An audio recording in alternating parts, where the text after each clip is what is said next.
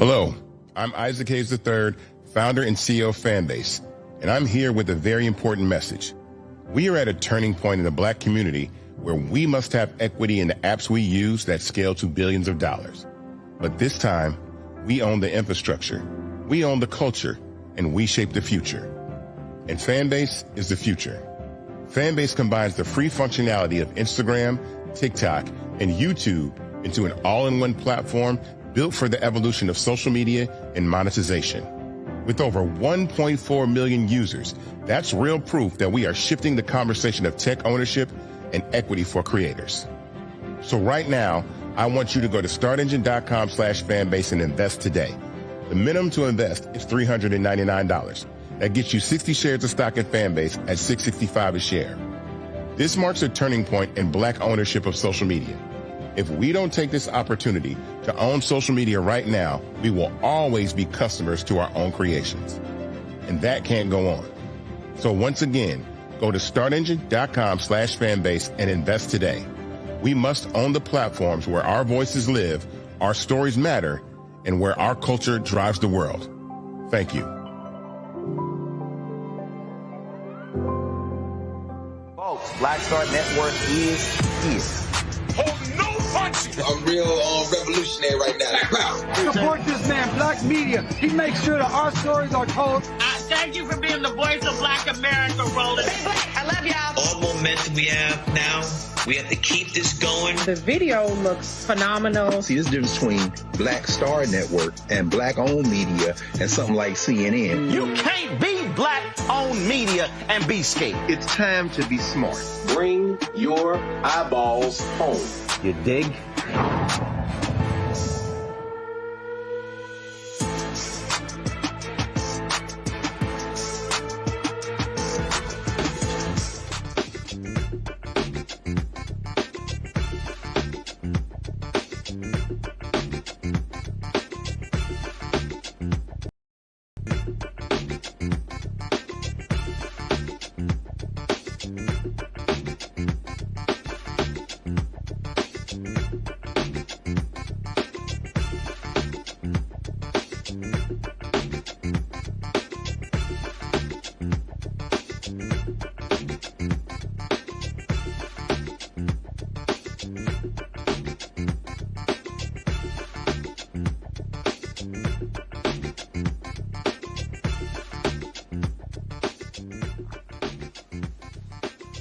Today is Monday, November 10th, 2025, coming up on Roland Martin Unfiltered, streaming live on the Black Star Network. I'm live here in Bermuda, where the Bermuda Tourism Authority, they of course, this is PGA Tournament Week. And so a lot of folks I'll be talking to this week, including the Premier of Bermuda as well. So look forward to chatting with my frat brothers. So lots to share with you coming from this country just off the East Coast of the United States. Hey, Democrats are catching a lot of hell for crossing the aisle to end the government shutdown. They say they're just being practical, but their own party is calling it straight up betrayal. We'll have a live look from the floor. Donald Trump threatens to dock the pay of air traffic controllers who don't return to work. Remember, they aren't getting paid. The twice-impeached, criminally convicted felon-in-chief is handing out early Christmas presents to his allies. The convicted felon-in-chief has pardoned 77 folks, including many who were tied to his efforts to overturn the 2020 election. Three-time NBA Hall of Famer, my alpha brother, Lenny Wilkens, has passed away at the age of 88. We'll celebrate the man, the mentor, and the legacy he left on and off the court. And, of course, he, of course, in the Hall of Fame as a player and a coach. Plus, Charlemagne responded to my comments where he said the Democratic Party should end the government shutdown. I got something that needs to be said. It's time to bring the funk on Roland Martin Unfiltered on the Black Star Network. Let's go. He's got it. Whatever the biz, he's on it. Whatever it is, he's got the scoop, the fact, the find. And when it breaks, he's right on time and it's rolling. Best believe he's knowing. Putting it down from sports to news to politics. With entertainment just for kicks, he's rolling. Yeah, it's on go, roll, roll, y'all. It's rolling.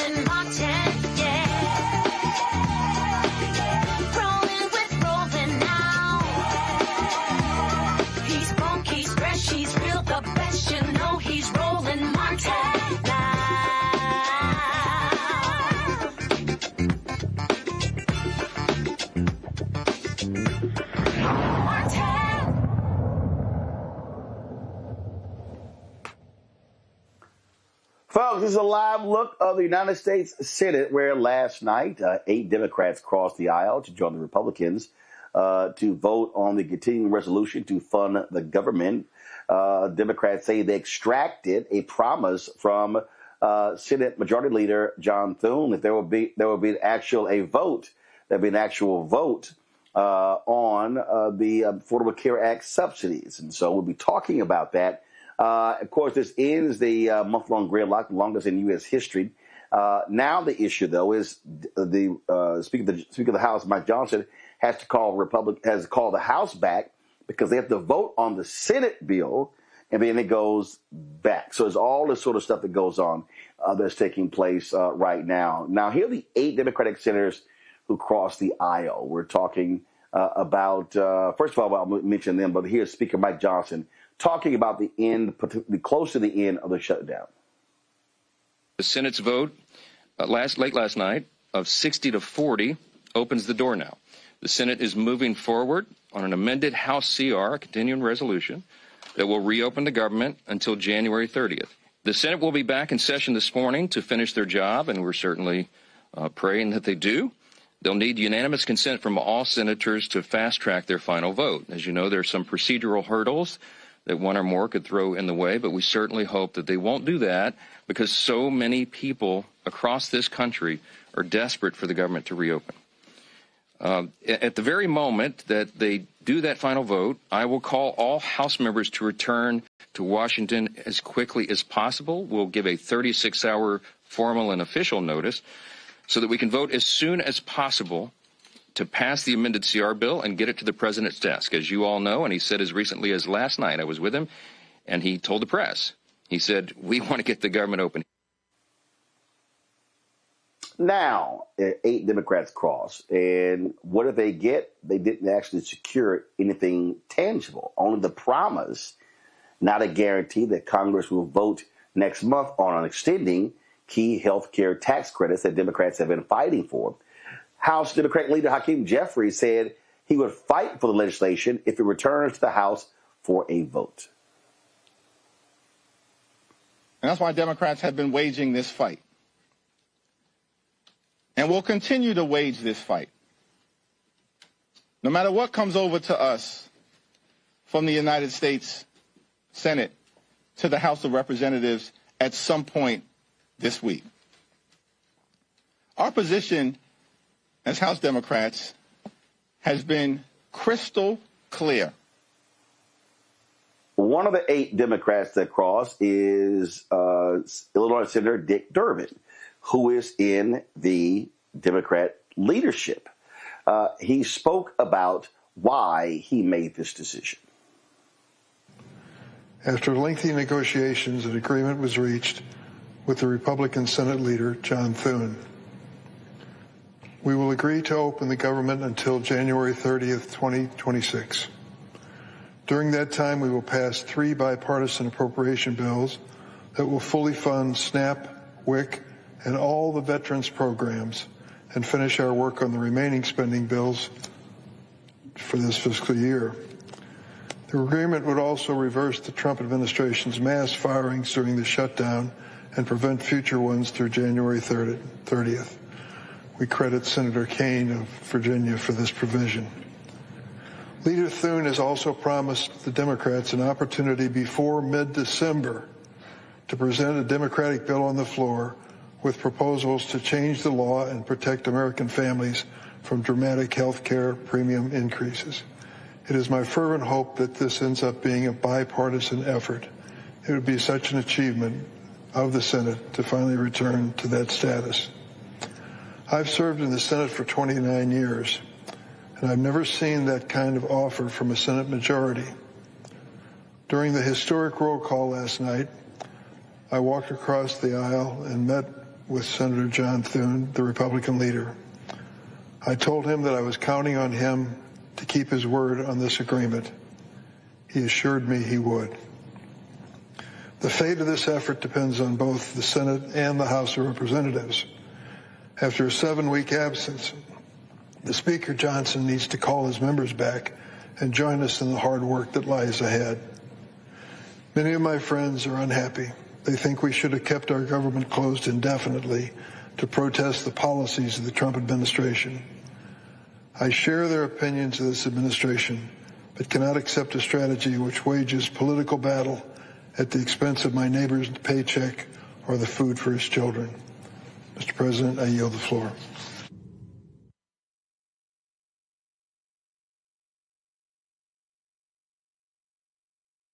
Last I checked, the Republicans don't actually support extending the subsidies. They already voted. They took them out in the big, ugly bill. Let's go to my panel. Dr. Ome Congo, being a senior professor, lecturer at School of International Service, American University, author of Lies About Black People, How to Combat Racists. Dr. Niambi Carter, associate professor, School of Public Policy, University of Maryland, author of America While Black, African Americans, Immigration, and the Limits of Citizenship, and Tyler McMillan, social justice leader and movement strategist. Glad to have all three of you here. So, Niambi, what the hell? I'm kidding. What did they get? Nothing. I mean, this is the part that really kind of chafes everyone's hide. It's like, we were in it, right? It's been 40 days and we can bear it. It's hard and it hurts. But if there's going to be something at the end of this, and all they seemed to get was, oh, we'll have a conversation in a couple of months. Still kicking the can down the road to January. And let's be clear, once those new healthcare premiums kick in, it's going to be pretty hard to walk them back. So, I mean, they got nothing. I mean, the main thing that they told us is that they really care about watching people hurt rather than, staying the course so that people don't hurt over the longer term. And so if this was what you were going to do, you should have did this 20 days ago. So let me be very clear, Ome Congo. If anyone suggests that, oh, I don't care that people are hurting, that's sheer stupidity. On this show, from the day the inauguration took place, we talked about the attack on federal workers. On this show, we've literally had union leaders talking about this very issue. All of the major unions discussing the impact of federal workers. And so we understand that with the government shutdown, that government workers were not getting paid. But let's also understand what the fight was for. It's to make sure the federal government workers get their back pay. Mm-hmm. Russell Bott said, we ain't doing that. The fight was over getting folks rehired who were illegally fired, unjustly fired by Trump. That was a part of this. Healthcare was a part of this. Expanding SNAP benefits was a part of this. So if you are a Simple Simon and you think that this was only about a healthcare battle, then you have not been paying attention not only to what's been happening in D.C., other media outlets, but you damn sure ain't been paying attention to this show. Mm-hmm. Yeah, that's absolutely true. It really sucks, man. The way we're coming off of, the elections last week, and for Mike Johnson and Thune to basically be right, because last week they said, well, Democrats are pretty much making this noise, and after the election, I'm sure they'll come back around, and that's what happened. And so when you see that the way that they caved, when you see who caved, and when you see Chuck Schumer pretending like, oh, I voted no, like he didn't really know what was going on, when Shaheen said that they've informed him on everything, this looks absolutely weak on behalf of the Democrats. They successfully, and we all talked about messaging on the show and how Republicans are always better at them. They successfully, throughout this shutdown, changed the narrative. They moved the narrative from Trump talking about crime, from Trump talking about all of this other stuff, and they were in control. control. They had the people in control in line with them. Everywhere we went, people were talking about the need to fight. And for them to cave in like this so quickly, it's extremely disappointing. And yes, like you said, nobody wants to see anybody suffer, but we know that these Republicans don't give a damn about healthcare. We know that they had special sessions in July to get tax cuts for the wealthy. We know that over this weekend, Roland, as they were saying no SNAP benefits and we're going to penalize states, Trump was saying, I'm going to penalize states that do this. He was working to get more tax cuts to the wealthy and those companies. So this is who they are. And anything that gets down to even if the Senate does pass something on healthcare, anything that gets down to the House is going to be voted down anyway. So what the hell? You know, it's like people are feel so let down, and they have a right to be. And I don't know. Schumer needs to go. Ro Khanna's right. I mean, he needs to go. He is not the leader that Democrats need in this moment. And anybody who feels like this is a win for Democrats, particularly long term, they are sadly mistaken. These guys are not to be trusted, and we're about to find out once again. Yes, right. Here's the other thing, Tyler. The First Circuit Court of Appeals was going to be ruling very soon on SNAP benefits. That was putting pressure on Donald Trump and his thugs in the White House.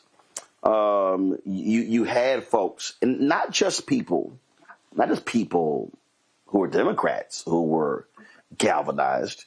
You literally had red state folk, farmers, others who were realizing how they were getting screwed for the people who they were voting for.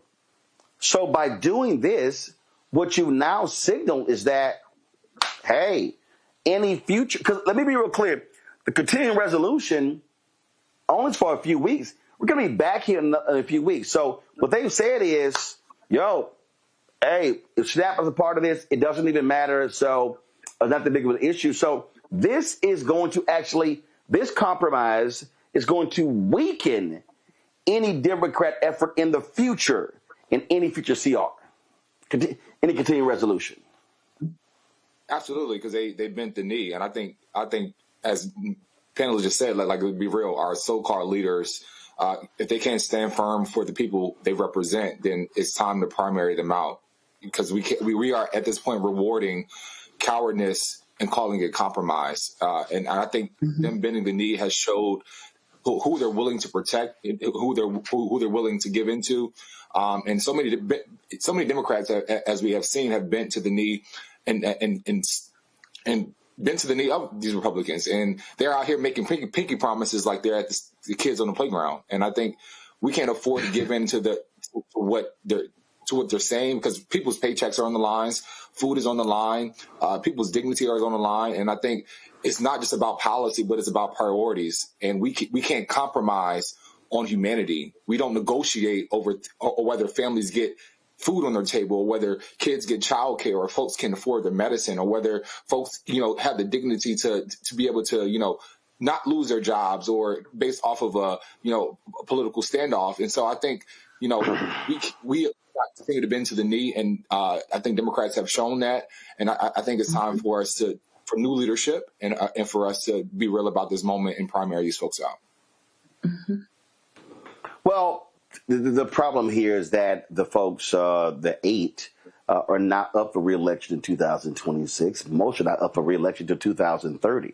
And people really need to understand what this broader battle was. This was a much broader battle, Niambi. People, it wasn't just healthcare. And again, people also have to understand the nuances of this. So, yes, people started getting letters saying their health care was going to be increasing, but open enrollment for the Affordable Care Act is also happening as well.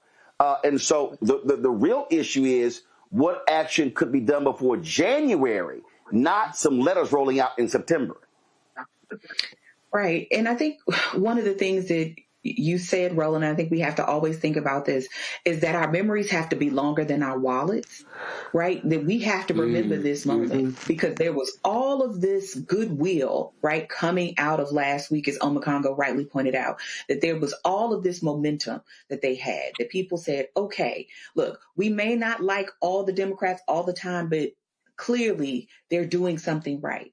And in 1 week, in one fell swoop, they squandered all of that. And some people are making a cynical bet, right? That because they're not facing re-election, that we will forget this. But I think we have to make it our business to stand on their necks and make sure we don't forget this, because as you said, it's not just about the policy that's here. I think Tyleek made a really important point about people's dignity and acknowledging the humanity that is at the center of all policy, that should be at the center of any politics in this country.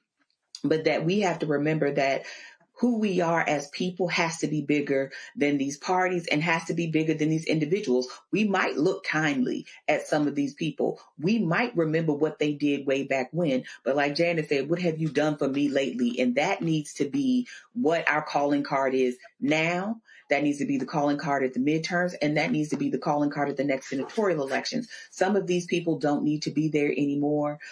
They are more concerned about their own office and potentially about their own ability to stay in that office. It's a comfy place to be, right? Than they are with making sure that the humans on the other end of those offices are being served. So absolutely primary these people, absolutely look at all possible candidates, right? All possible representatives, but also look to what we can do in our state and local elections, because as we saw on Tuesday, those are going to be huge. And many of the things that we care about, we just are not going to be able to rely on a federal response, especially because the authoritarianism that is at the heart of all of this is also something that we are going to be dealing with, not just in this moment, but in the decades to come, because that's also being cultivated right now. And on the Congo, the thing we have to understand here, that same bill had almost $1 trillion in cuts for Medicaid. So I need people to understand this fight was solely not a single issue. It was multiple issues that impacts millions of Americans. Absolutely. And when I was watching your interview with Reverend Barber last week, one of the things that he mentioned was like, everywhere he goes, the people get it. They understand what's being fought for, even with the struggles that they're having. And he constantly talked about the need for Democrats to put these faces in front of everybody so that they can see what's happening at every different level. They don't do that on a consistent basis. He talked about the need for us to let Democrats know that we want them to keep fighting. We've been doing that. We've been talking about that. But these guys, and look, yeah, these guys may not be up for election for 2, 4, whatever years, but Schumer can resign his position tomorrow. You know what I'm saying? It's like people need to put pressure on him to go. And so the fact of the matter is that these Democrats, yes, they understood that Trump is all about the single message, the single word, and so that they focused it on healthcare, but they also knew that it was about more than that. But then to just give up and cave in and basically say, well, we're going to get our vote and Republicans are going to be put on record. They already been on record.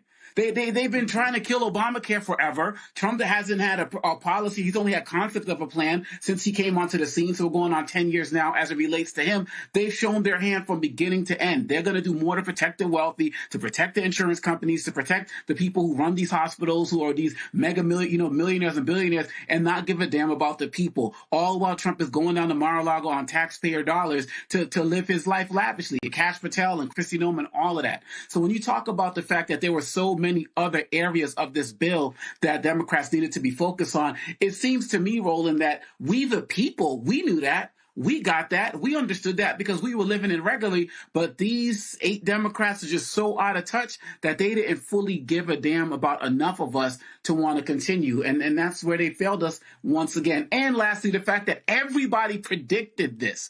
Democrats, Republicans, Democratic commentators, liberal outlets, Republican outlets, they all said that Democrats were going to cave right after the election. And here we are.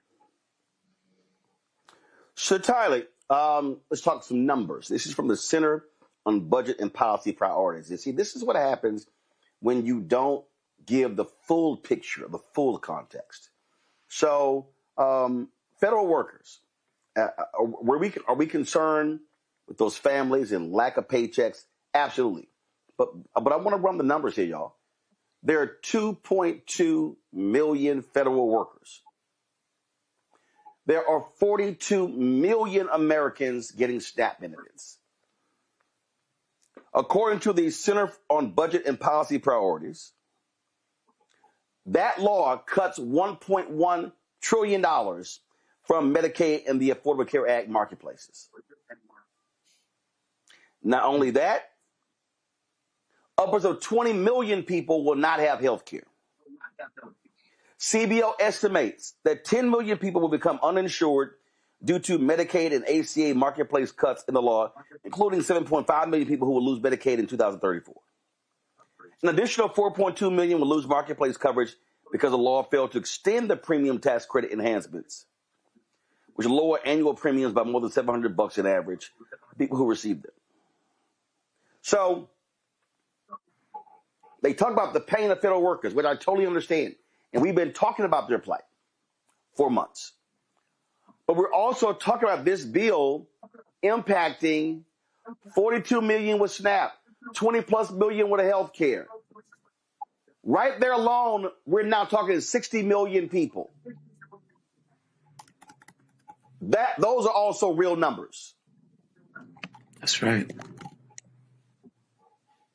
Exactly. And it's a much bigger picture, as you even laid it out. And I'll continue to say this again, like, you don't compromise on humanity or, what grounds you. You don't negotiate over whether families get to eat, whether, elders get their medicine, or whether children have roofs over their head, or, childcare. And Democrats are out here looking reasonable instead of being righteous for the things that we know we deserve in this moment, what our families deserve, what our children deserve, is that safety.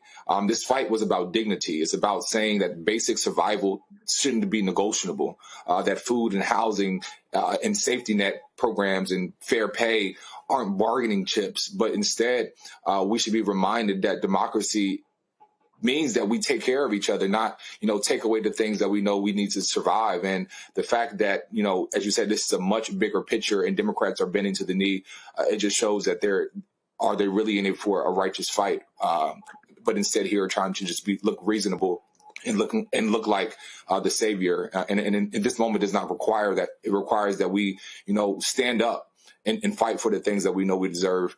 Because in the long haul, we already know who will get the short end of the stick. And right now, the fight is about ensuring that we get our share of the pie, even as we reopen.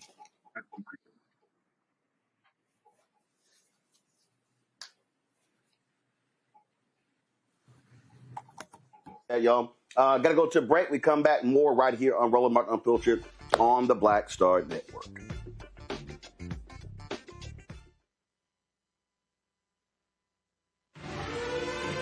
Violent white supremacy is, quote, the most persistent and lethal threat in the homeland. The greatest terrorist threat to the homeland is the homegrown violence stream, including hate crime committed on behalf of some kind of white supremacist ideology. They are coming after everything in Black America. MAGA and Donald Trump are specifically targeting Black America. They are going after the money. Attack Black Lives Matter. Attack critical race theory. Attack woke, DEI. MAGA wants to defund Black America. This is a perfect example of their desire to completely degrade and de-emphasize Black people.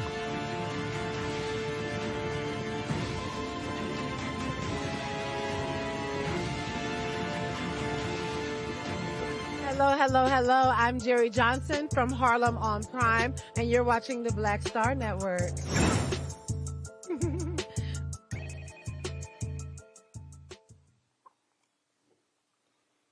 Let's go live to the floor of the United States Senate, where Senator Bernie Sanders of Vermont is speaking. Premiums. Let us not pave the way for 15 million Americans to lose their health care entirely because of savage cuts to Medicaid. All she is asking. Now, I noticed that recently some of my Republican colleagues are beginning to talk about the health care crisis. Well, during Trump's first 4 years, he had virtually nothing to say about the crisis, nothing to say about it in the next 4 years. But I'm glad that there is some discussion. The truth of the matter is, in my view, that the current health care system is broken, it is dysfunctional, and it is cruel. But I want to ask my Republican friends a simple question. Are you happy with the fact that here in the United States we are the only major country not to guarantee health care to every man, woman, and child. We are unique. That's not the kind of exceptionalism we should be proud of. Are you happy that we are paying twice as much per capita for health care, over $14,000 per person, than any other major country, and yet we have 85 million Americans who are uninsured or underinsured? Are you content with the fact that the insurance companies and the drug companies are making huge profits, paying their CEOs exorbitant salaries? Are you happy with that? Are you happy that patients in America have to get on the phone and fight like crazy and deal with all kinds of bureaucrats in order to get the health care that they paid for in an incredibly complicated, broken system? So if you want to have a debate about health care, let's have that debate. I happen to believe that we should join the rest of the industrialized world, guarantee health care to all people through a Medicare for all single-payer system. You got a better idea, bring it forward. But what we should agree upon is that you don't raise premiums by 100% or in some cases triple or quadruple. Let's take a deep breath. Let's extend these ACA subsidies for another year. Let's have that debate on health care. That's what the American people want. And with that, Mr. President, I would yield to the senator from Michigan. Thank you, Mr. President. Senator from Michigan is recognized. Thank you, Mr. President. I rise today in support of Ms. Baldwin's amendment on a clean one-year extension of the healthcare.gov credits. Since July, I've been really clear. If you want me to vote on a deal, it's got to do something to bring down the cost of health care because of the health care crisis that Republicans in this chamber precipitated back in July. Just to review the bidding. In July, the big, beautiful bill, which all of you voted for, most of you voted for, slashed Medicaid and slashed coverage for people on healthcare.gov. Now, all our hospitals, all our healthcare systems, all our nursing homes, everybody accepted that and started to plan. In response to that, the hospitals said, well, look, people are still going to come. They're still going to get in car accidents. They're still going to have heart attacks. They're just not going to be covered by health insurance. So we're going to have to charge the people with insurance even more money. So we are now at a point, this crisis that's been precipitated has led to the fact that every single American, everyone watching, everyone listening, is either facing losing their health insurance or paying more. And that includes people on private employer-provided insurance. When we take a step back and we look at all the people that are going to fall off health care, all the healthy young people who are not going to pay for health care anymore, it looks like across at least my state, every single person is looking at their prices doubling. Not just the people who are affected by the big, beautiful bill, but the bill payers, the people on private health insurance. Now, no one in this room would say that we are paying too little for health care right now. And I don't always agree with Senator Sanders, but I can say there is no more broken system in America than health care right now. It needs full rebuilding. We may disagree on some of the ways to do it, but the Republicans have offered zero plan, zero ideas. Hell, Marjorie Taylor Greene is talking about how Republicans don't have a plan. Never thought I'd be agreeing with her. So today, all we're asking for is a clean one-year extension. No one says Obamacare is perfect. No one says a clean extension is perfect, but you have pushed people back into a corner. You have said we're going to pay for our tax cuts on the backs of everyday Americans by using their health care as the bail payer. So can we do a one-year extension, please, so that we can have some kind of conversation, a real conversation that the American people expect people of our stature to be having? Can we have that conversation over the next year, but not, in some cases, have people's health insurance go up by 600%? That is what you have precipitated.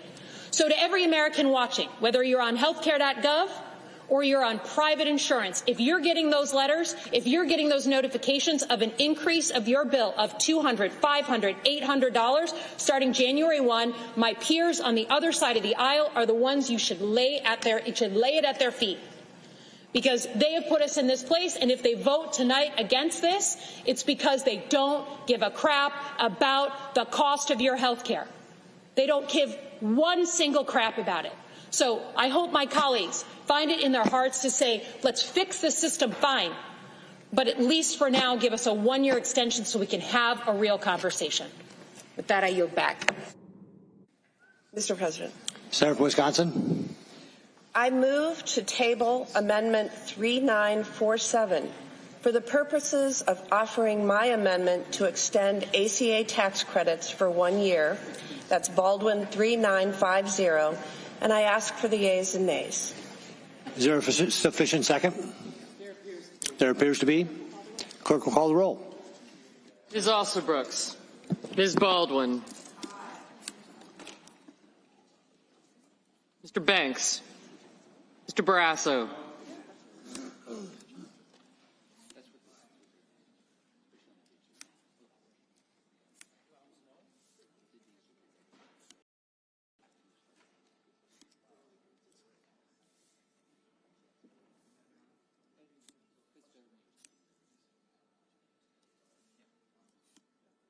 Mr. Bennett.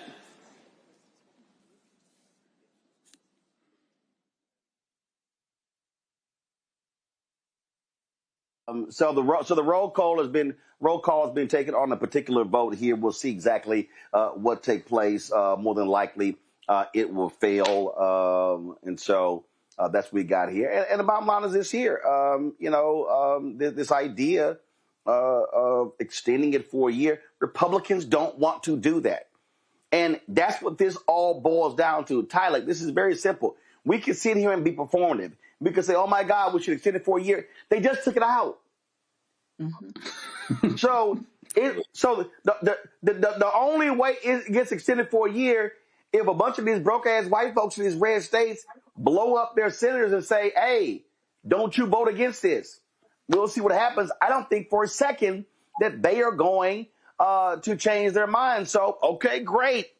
We'll have a vote we'll have a vote a month from now. And we know Republicans will be like, yeah, we're good. And here's the other thing. This is the crazy thing here, Tyler. Okay, let's just say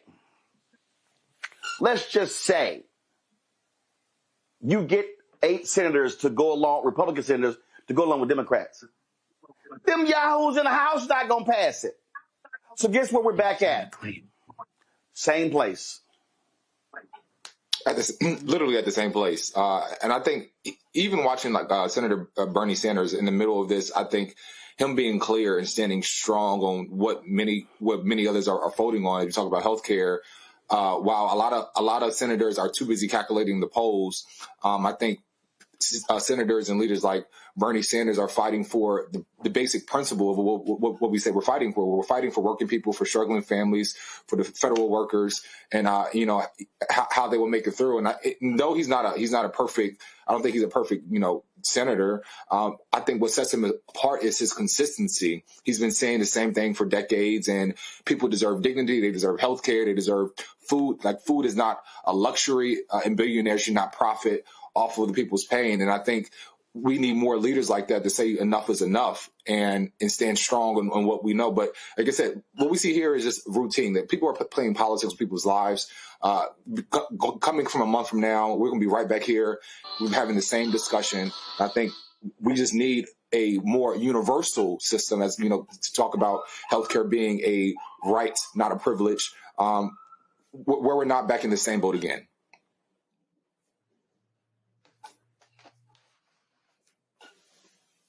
Bottom line here, if you do not fight to the end, Omekongo, you're not going to win, especially when you are in the minority.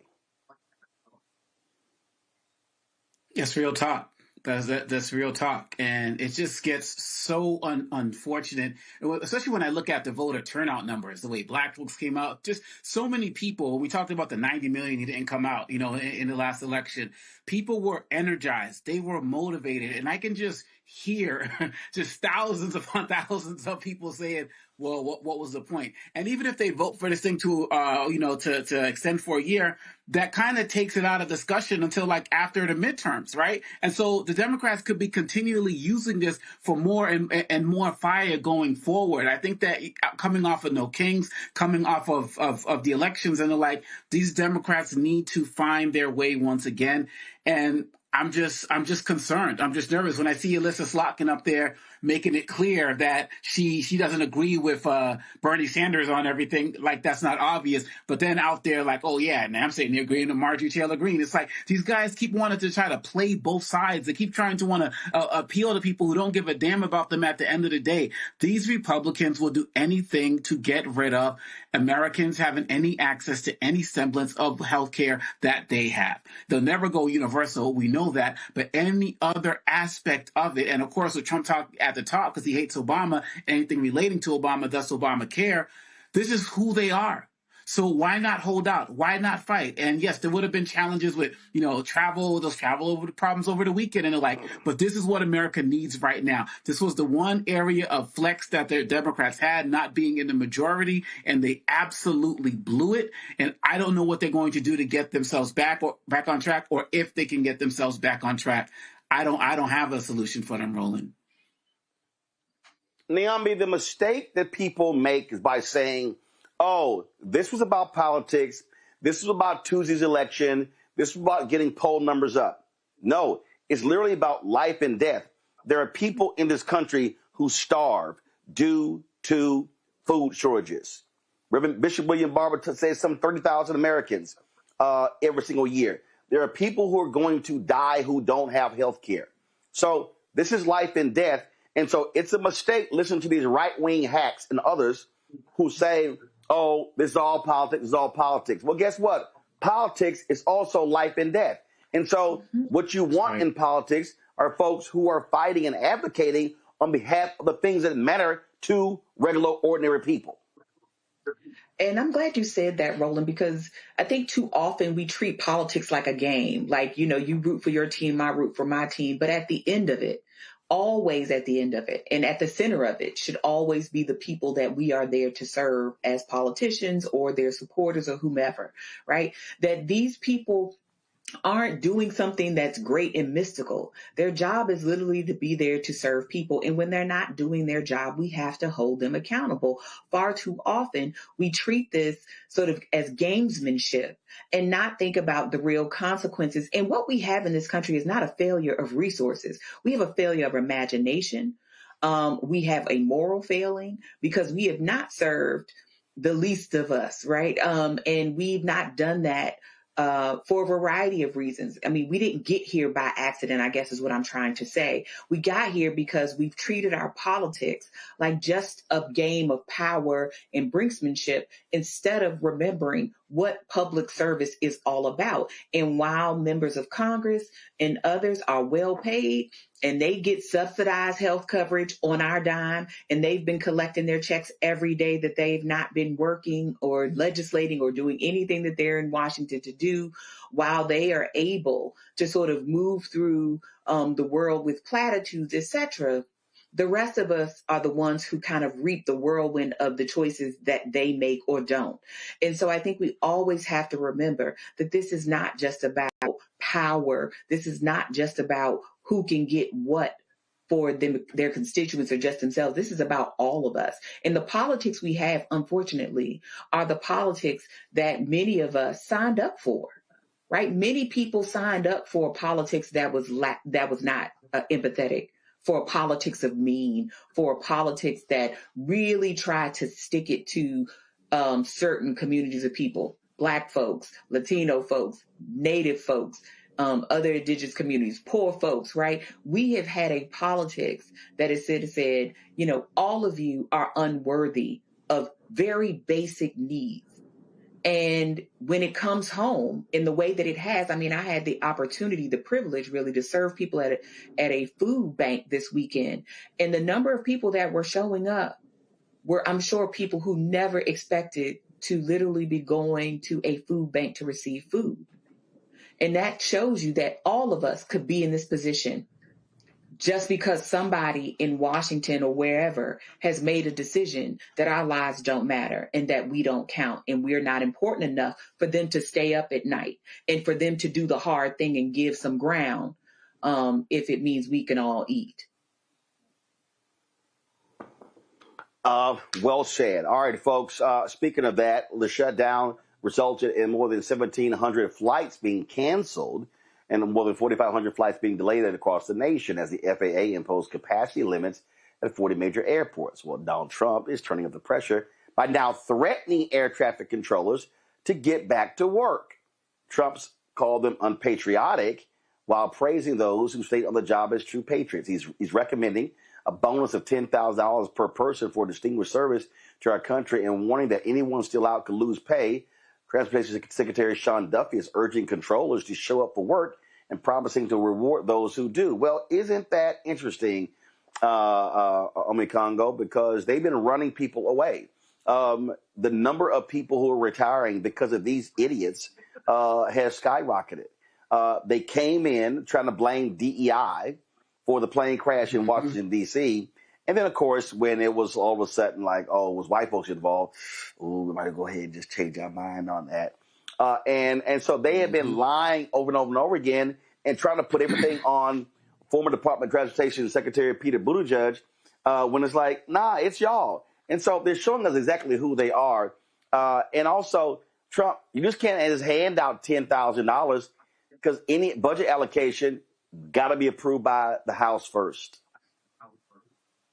Yeah, absolutely. This is just Trump once again trying to run America like it's one of his corporations, just saying, oh, come back, I'll pay this, I'll do that, get back, you're traitors, and so on and so forth. That's not how it works. When people saw what was coming down the pipe with this potential shutdown, people started filling out, their sick day leaves that they were going to have. People started thinking about, shoot, I need to start thinking about another industry because I don't know when we're going to get back to work. And then, of course, they're also talking about we don't even know if we're going to get back pay. I'm sure that there are many people within that industry who are already gone and are just not coming back because they found some other type of work or are looking for some other type of work because we can be in another shutdown. If they figure this one out this week, we can be in another shutdown in January. So this idea that people are just going to come back because Trump ordered it, so it's just not how it works. And like you said, starting from its administration in the beginning, they were already pushing people out with all of their DEI nonsense. We're going to have the best people and all of that. And then we also know that when it comes to the type of training that these guys need, it takes months,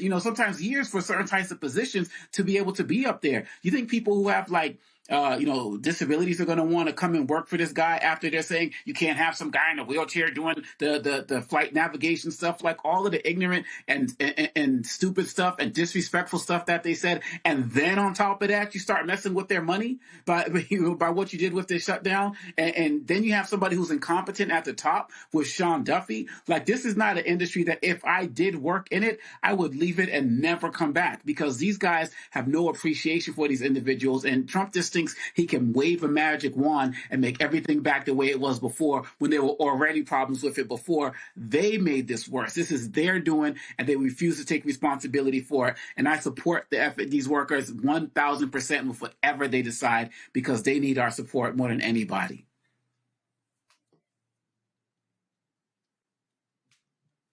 And let's just be real clear. They're running off very talented people, Tylee, in the Department of Defense, in Secretary Housing, Health and Human Services, all across the government. We literally have grossly incompetent people running the government, and they are destroying institutions because they're petty, they're petulant, and they're pathetic. You said it perfectly. And I think what we see here is clearly a clear sign of tyranny. It's a direct attack on working people, many who are already underpaid and overworked. This is not leadership. He's really trying to pull the bully card on them and tell them to, as you said, like this is The Apprentice or something. And I think this is even a bigger call of a movement of saying why we need unions and why we fight for unions and labor organizers, because standing up for the people who are literally the working class people of this country, it's important that we stand with the air traffic controllers, because this is literally a direct attack on working class people. Mm-hmm. Niambi? And I was going to say, I think part of this is just a fundamental misunderstanding of what air traffic controllers do, right? They keep us alive every time we get on the plane. So their jobs are actually super essential, and the fact that you would disrespect these people at all, I think, speaks to the ways that Donald Trump just doesn't see people who aren't wealthy like him as real human beings.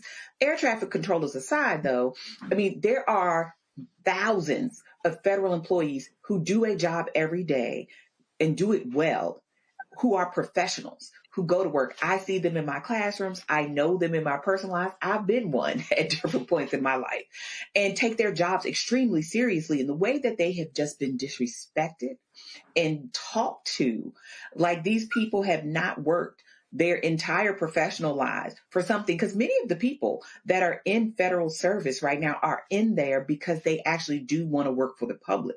These are people who could have made a lot more money in private industry, but forwent that because they believed in the mission of this country, and you had them turned out. So in the ways that, we were just, this government was just taking this sort of hatchet to the entire governmental infrastructure with not a care for our health or safety or the sanctity of those employees and what they give every day and what they sacrifice, I think is a total insult. This man was born wealthy, born on third, and feels like he hit a triple every day that he lives, and just doesn't recognize what it means to put together a career and a life in the ways that many federal employees, from military to air traffic controllers, have done every day. And I think it's a real sign of disrespect when the people who actually prop you up and make your executive agency run, make your executive branch of government run, can't even expect you to defend them and support them in what it is they do, because the mission of the president's office and all those executive agencies doesn't happen if it's not for regular working bureaucrats who do that job every day. And we say that like it's a dirty word, but bureaucrats are the unsung heroes of this country and have been for a very long time. And I think this administration has sort of helped to dim the view of those people. And let's be clear, some people we will never get back. Those experts are never coming back, right? Those people who could have chosen a career in public service will never do it because of this administration. So the damage is going to be there for a very long time. Absolutely. All right, got to go to break. We come back. The thug-in-chief pardons more of his cronies. Yep, that actually happened. And why does truth matter in everything that we say and do? I'll have a response to Charlamagne's comments today on the Breakfast Club. That more on Roland Martin Unfiltered on the Black Star Network. Don't forget, support the work that we do. Join our Bring the Fun fan club. Your dollars make it possible for us to cover the stores all across the country that matter to our people. If you want to contribute via Cash App, use the Stripe QR code. You see it right here at the bottom left-hand corner. PayPal's R Martin Unfiltered. Venmo's RM Unfiltered. Zelle, Roland at RolandSMartin.com. Roland at RolandMartinUnfiltered.com. Checks and money order. Make it payable to Roland Martin Unfiltered, P.O. Box 57196, Washington, D.C. 2003 7-0196. Back in a moment. This week on The Other Side of Change. Book bans, anti-intellectualism, and Trump's continued war on wisdom. This is a coordinated backlash to progress. At the end of the day, conservatives realized that they couldn't win a debate on facts. They started using our language against us, right? Remember when we were all woke and the woke movement and all that kind of stuff? Now everything is anti-woke, right? When we were talking about including diversity, equity, inclusion, and higher education, now it's anti-DEI. All this are efforts to suppress the truth because truth empowers people. You're watching The Other Side of Change only on the Black Star Network. Carl Payne pretending to be Roland Martin. Holla! You ain't got to wear black and gold every damn place, okay? Ooh, I'm an alpha, yay. All All right, you're 58 years old. It's over. And you are now watching Roland Martin Unfiltered. Uncut, unplugged, and undamn believable.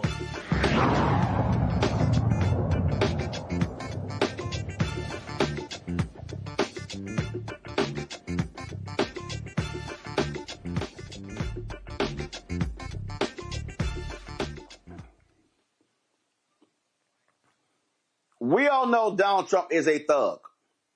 And that thug enlisted other thugs to help him try to steal the 2020 election. They lied. They made stuff up.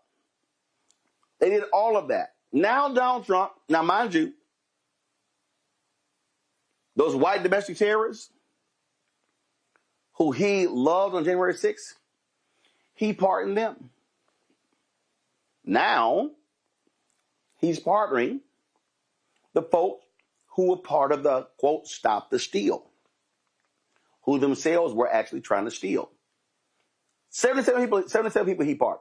The list includes Rudy Giuliani, former White House Chief of Staff Mark Meadows, and several of the so-called alternate electors who attempted to certify Trump's loss as a win. Listen to this joke of a statement these fools sent out at the White House. They called the move an end to a grave national injustice and a step towards reconciliation. Really? So this is the same guy who let go of the Oath Keepers, the Proud Boys, the racists. Oh, but let's be real clear. It's on the federal level. This does not touch those who've been charged on the state level. And let's be real clear. Ome Congo, Sidney Powell, and others. Oh, these idiots have lost their law licenses. Rudy Giuliani. Yeah. See, Trump can give you a pardon on federal crimes. Guess what? That pardon, you can't get your law license back in California or in Colorado or in Washington, D.C. And so these idiots chose to give up their entire livelihood for that con man. And so all he's doing right here is showing us how much of a thug he is with his latest pardons.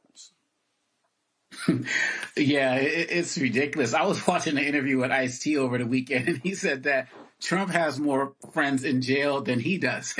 And I'm like, wow, that really says a lot. I mean, with this guy, he is the master of mob-like tactics. And what he's really doing is that he's also showing other people going forward that if they represent him in any way, shape, or form and stick up for him in some way, shape, or form, they will get a pardon. What's Ken Martin's mindset that he says, he says, no MAGA left behind, his pardon attorney, whatever his title is, no MAGA left behind. That's their mindset. I look at if the guy who went at Hakeem Jeffries, gets convicted, they'll probably pardon him as well.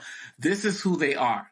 And this is who they are. But you're absolutely right, Roland. There are other consequences that go beyond whether Trump pardons you or not, or whether you don't go to jail or not. You can be disbarred. You can lose your medical license. You can have trouble finding jobs if you don't have the skills to be able to be on some of these news networks like a Fox, or these networks, it's not news, like Fox, and look good for the cameras. You're not going to be able to find work. And people need to be mindful of it. And I believe that's why people like Marjorie Taylor Greene are starting to slowly distance themselves from MAGA, even though the media needs to hold her more accountable for her actions as well, because they realize that riding this Trump bandwagon can only get you so far.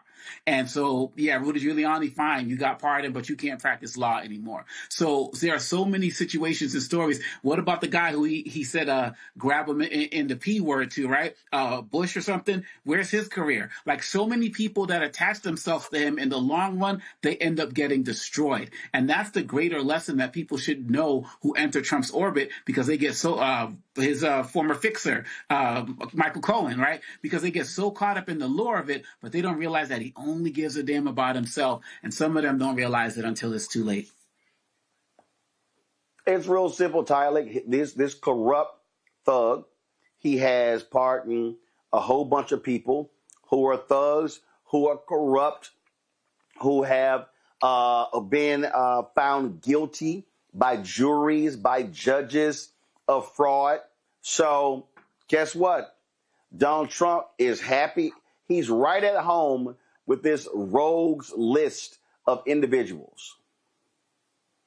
Absolutely. And I think as I think about this, I hold space and think about the many Black folks who continue to fill prisons for nonviolent offenses, minor mistakes, and basic system inequalities, while Trump here just hands out pardons to those who really tried to overthrow our government and our democracy. And I think this just shows the two-tier system that we talk about. Like, it's one for them and it's one for us.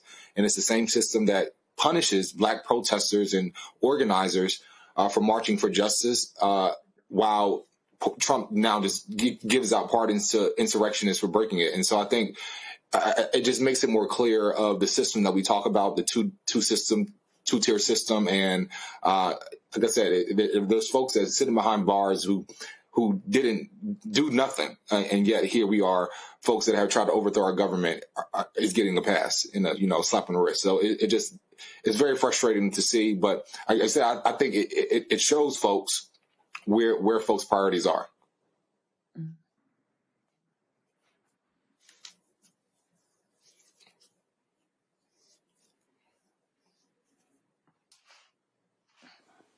Well, I'm reading a couple of items here, so give me 1 second. Bottom line here, he's a crook, Niambi.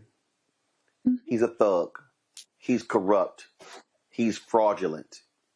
And so he is right at home with the people who were themselves convicted of fraud.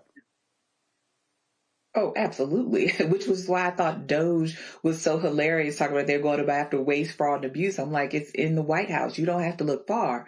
I mean, listen, this man is collecting people's reputations and professions like infinity stones. And it's always interesting to me how quickly people are willing to sacrifice themselves for this man. He comes out unscathed, it seems like, every single time, yet everybody else is reaping the whirlwind of being his henchmen and are happy to do it, it seems. I mean, you look at a person like a Rudy Giuliani who 20 years ago, right, could do no wrong. He was America's mayor, riding high after, the tragedy of September 11th and what he was able to do in that city. But even before that, his career as a prosecutor, to then find himself under investigation by some of those same offices. Right. I mean, this is how quickly that tide can turn. And I think something you rightly pointed out, Roland, is that none of these people are safe from state charges.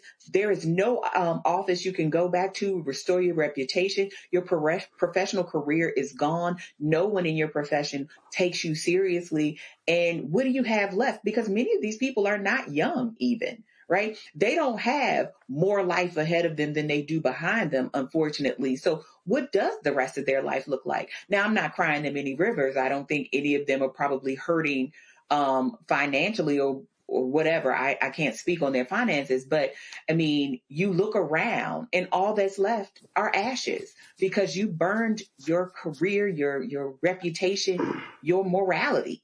At the altar of this man who cares no more about you, because once you cease being useful to Donald Trump, he's done with you. And all of these people are done, essentially. This was their parting gift, this pardon. Oh, yeah, that's exactly what it is. And so, listen, the thugs are happy because one of their own is sitting in the Oval Office. All right, going to a break. We come back.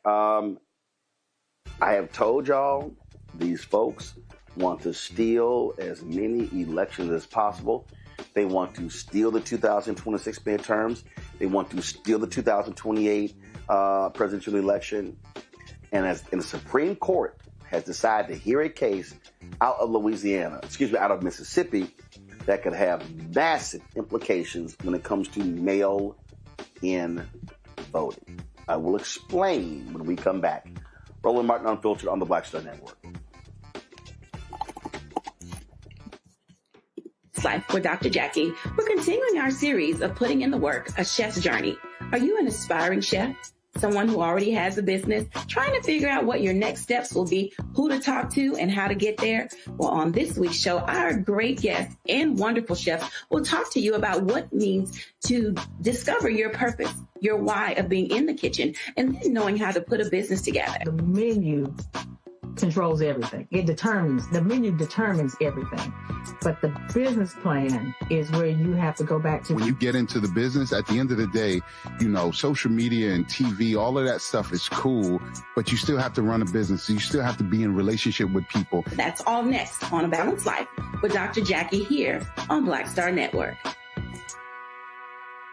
Next on the Black Table with me, Greg Carr. The United States is the most dangerous place for a woman to give birth among all industrialized nations on the planet.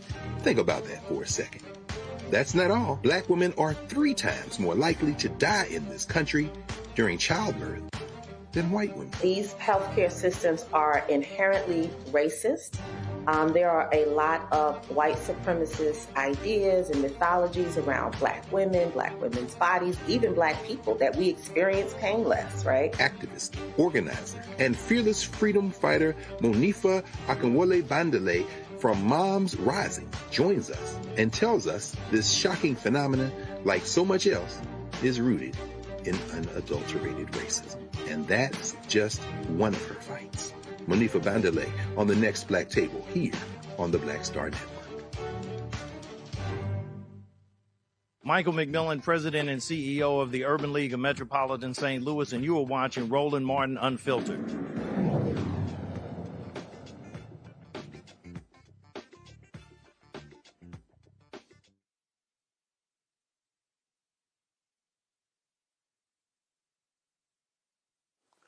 How many times have I told y'all? The right does not want you to vote. They don't want you to vote with ballot drop boxes. They don't want you to vote absentee. They don't want you to vote early. They don't want you to vote by mail.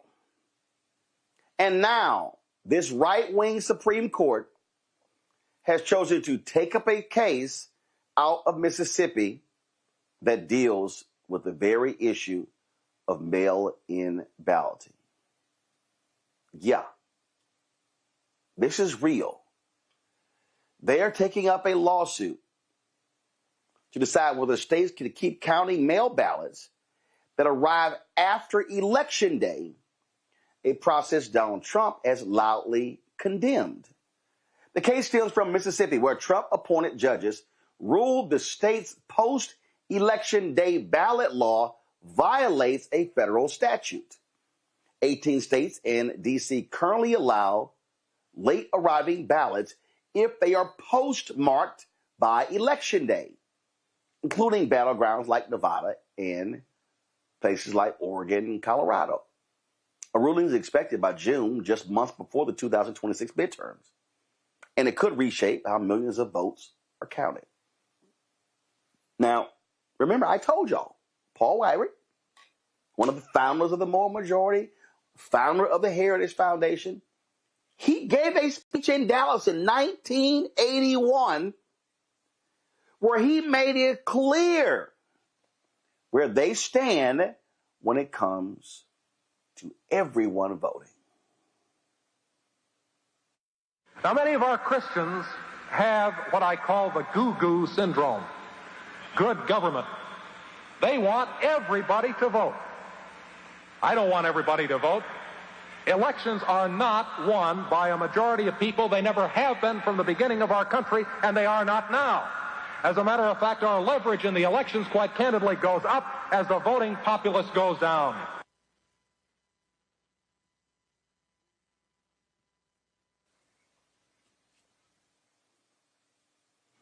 See, Trump is still pissed off because in 2016, the judges in Pennsylvania allowed those ballots to be counted. In fact, these people are so awful, Nyambi, that they don't give a damn if military votes come in late. They're like, yeah, don't even count them as well. Their goal is very simple. If we could freeze out as many people as possible, we're a better shot at winning. Republicans have been on record as saying that if fewer people vote, we win. Mississippi as well as many other places, because we know what this has done, what mail-in ballots have done to bringing more people into the electoral process, especially folks who live in rural communities. We know what it does for indigenous folks who live in reservations, right? The fact that they don't have to travel as far, they don't have to wait in those long lines. It makes it a more attractive option to participate. Well, they know if they take this away, those people are less likely to show up. That's what the research shows. That's what they know. And that's what they've been banking on for a really long time, because they know that their share of the national voting population is less than, say, people who are more left-leaning. I'm not going to say necessarily Democrat.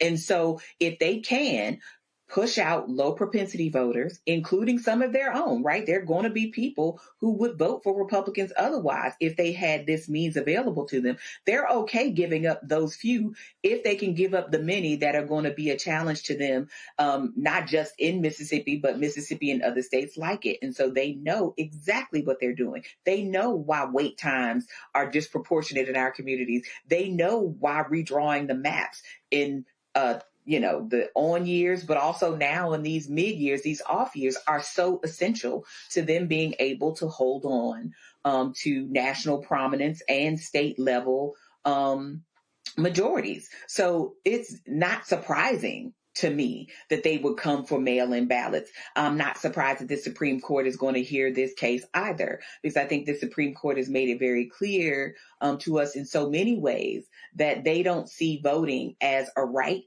And they certainly don't see it as something that should be preserved or expanded for the vast majority of eligible American voters. I'm telling you, I need people to understand. They just don't oppose, Tylik, the votes being cast or the votes being counted post, because they say, 3 to 5 days after the election. No. What they meant by the law is that you only vote on election day. Okay, that's their particular argument. Okay, but they don't even want that. They want to get rid of mail-in voting. They know our power, and I think they're terrified of it. But we know that we've already been through poll taxes, we've been through literacy tests, intimidation, and yet here we are. And I think every year it's a new way of trying to figure out how to keep us from the poll. But I think that every law, every policy, and every court case that is designed to send a message to restrict voting is really a clear sign that they're fearful. They're fearful about us, and I think it is an even bigger sign to say that every ballot we cast, every vote you take, is a form of resistance. And I think it shows why it's so important to show up.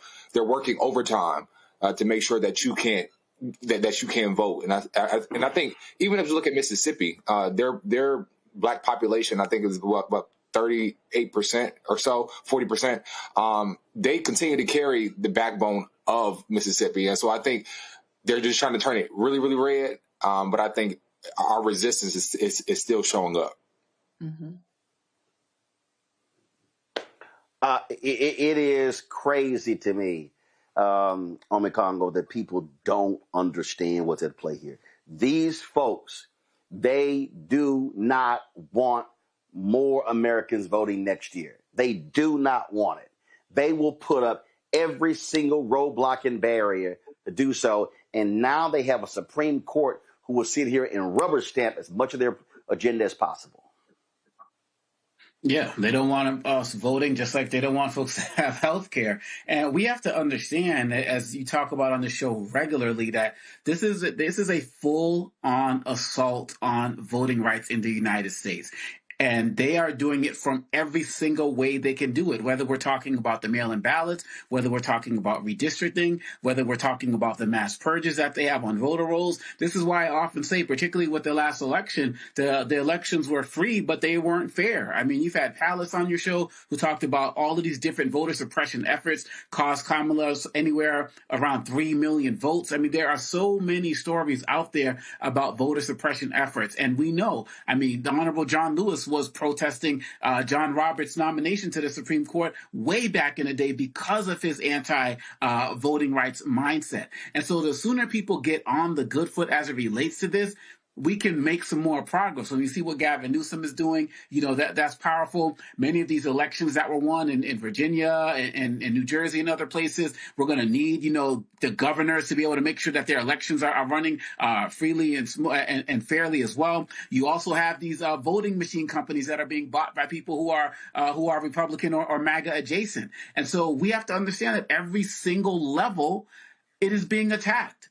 And that means at every single level, people need to be continuing to do what they're doing. The work that we're doing and working with Black Voters Matter, the list goes on and on. We can never let up. Every single day, they are going to try a new way to make sure that people can't vote. And that clip that you played from 1981, Roland, I never saw that, but people need to see that regularly as well, because just like abortion, just like with a woman's right to choose, when Roe v. Wade was passed way back when, every single year since it was passed, they fought. They would march down in the Washington Monument or whatever. If there was 10 people, they never give up.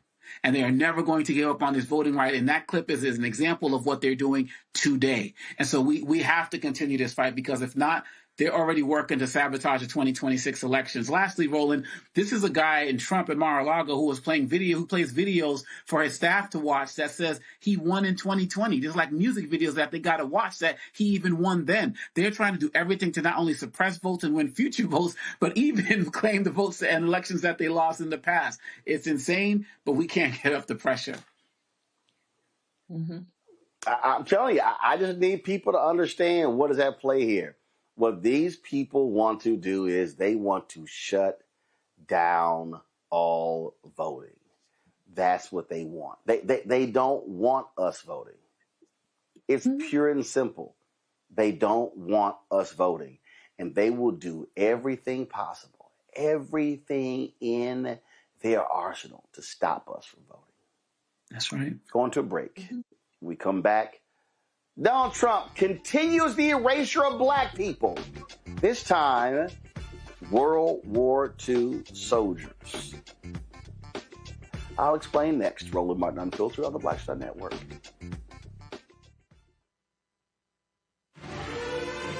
Violent white supremacy is, quote, the most persistent and lethal threat in the homeland. The greatest terrorist threat to the homeland is the homegrown violence stream, including hate crime committed on behalf of some kind of white supremacist ideology. They are coming after everything in Black America. MAGA and Donald Trump are specifically targeting Black America. They are going after the money.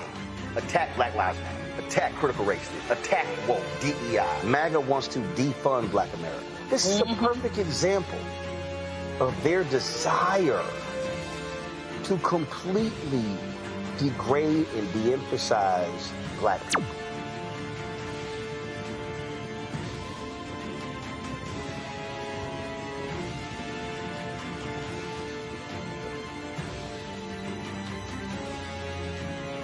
Hey, I'm Mark Morial, President and CEO of the National Urban League, and I'm watching Roland Martin Unfiltered.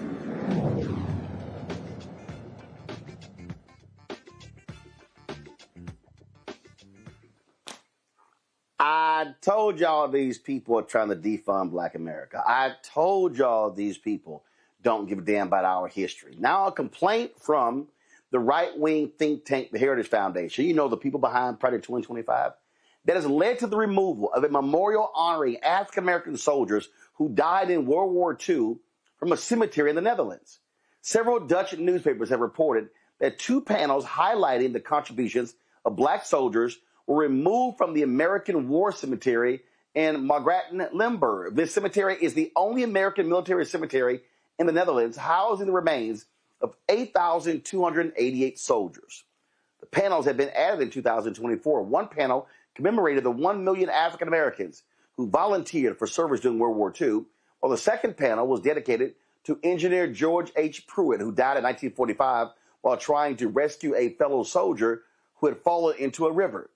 The Heritage Foundation accused the American Battle Monuments Commission of failing to support Trump's crackdown on diversity, equity, and inclusion programs. 11 of the 15 parties in Limburg's assembly have signed a letter requesting that the provincial government investigate the possibility of replacing the plaques. This is what we keep talking about here. Congo, these people don't give a damn about black people or black history. They are hateful.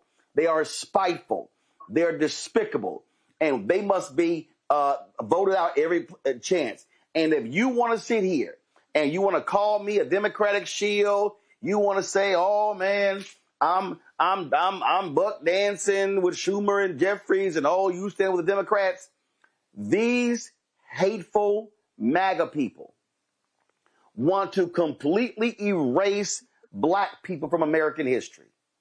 They don't want people across the world to know that those black soldiers who gave their lives during Jim Crow America, they don't want Americans to know that black newspapers were writing about segregation in the armed forces, and the federal government threatened to charge black newspapers with treason by saying they were upsetting the balance of the armed forces because they were writing about segregation. That's what these people do not want. You are absolutely right. And not only do they not want our history taught in any way, shape, or form, they also magnify and glorify anything that's related to white, cisgendered, Christian manhood. This is what Pete Hegseth is all about. This is why he doesn't want any press, they're reporting and following up on what they want to do.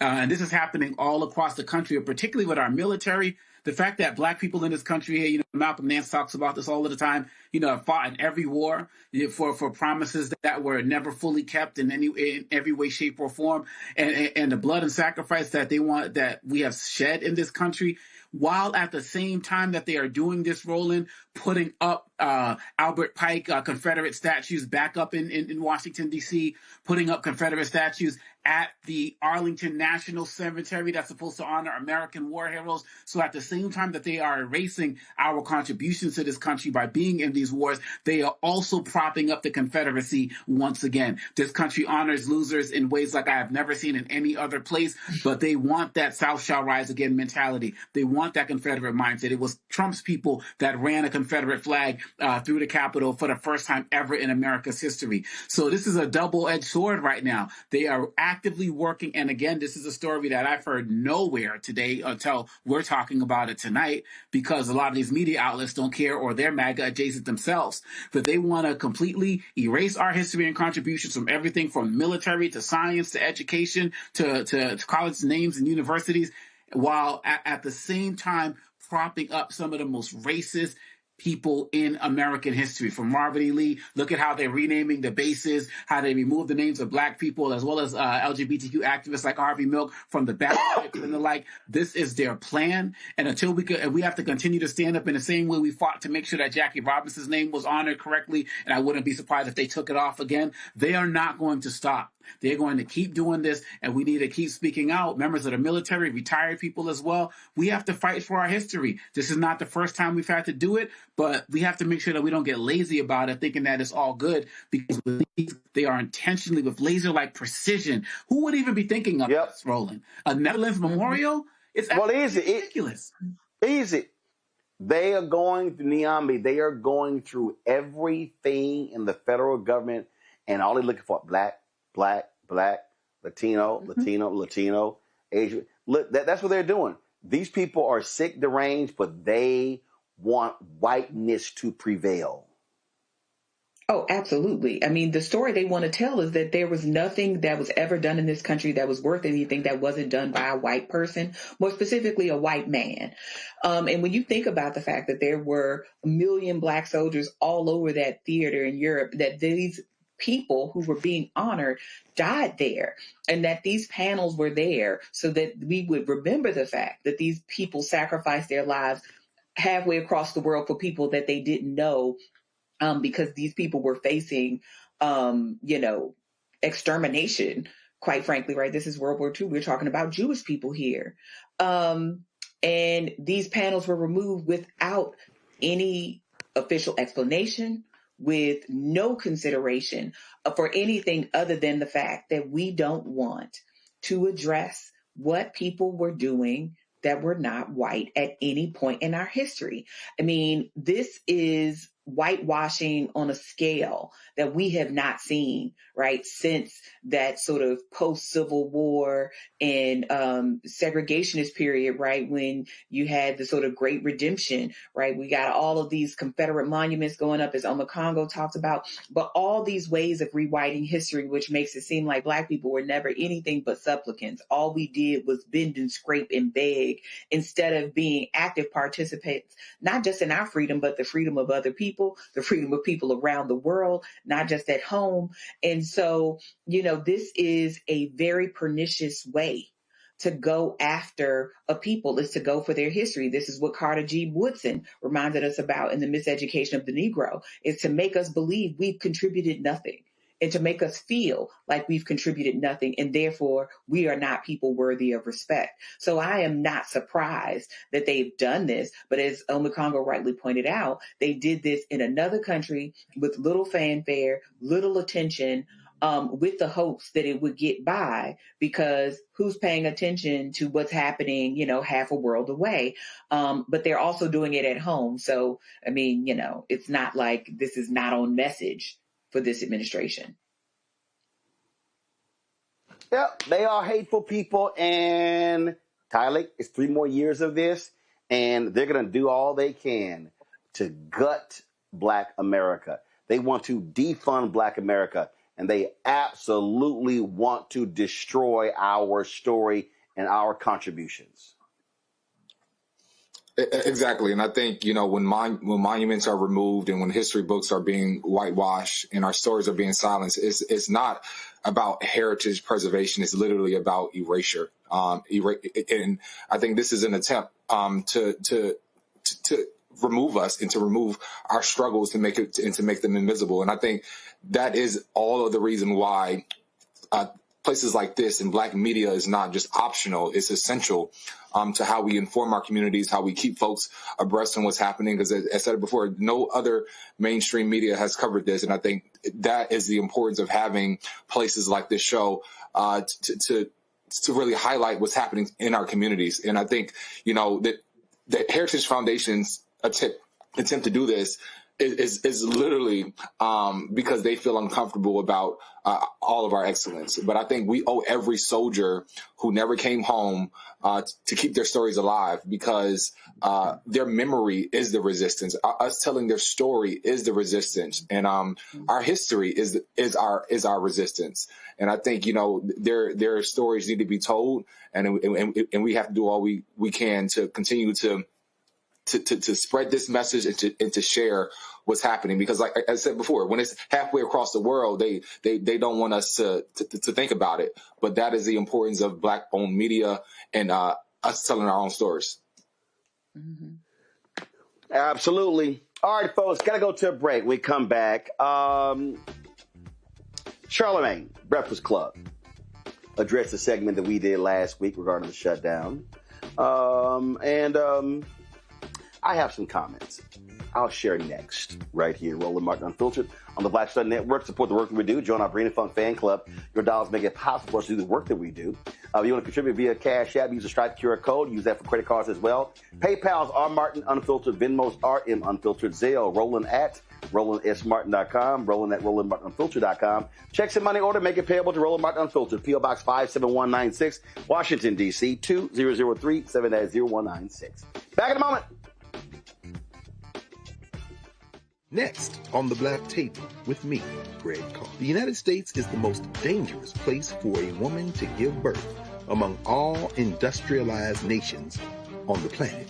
Think about that for a second. That's not all. Black women are 3 times more likely to die in this country during childbirth than white women. These healthcare systems are inherently racist. There are a lot of white supremacist ideas and mythologies around Black women's bodies, even Black people, that we experience pain less, right? Activist, organizer, and fearless freedom fighter Monifa Akinwole-Bandele from Moms Rising joins us and tells us this shocking phenomenon, like so much else, is rooted in unadulterated racism. And that's just one of her fights. Monifa Bandele on the next Black Table here on the Black Star Network.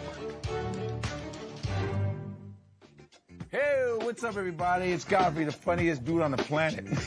And you're watching Roland Martin Unfiltered.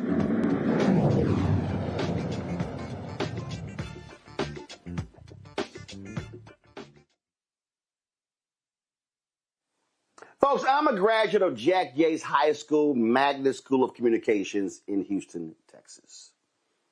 And I chose to go there when I was 14 years old.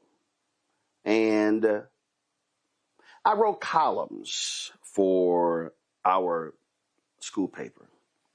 So I've had people responding to things that I have said that they disagree with since I was 17 years old.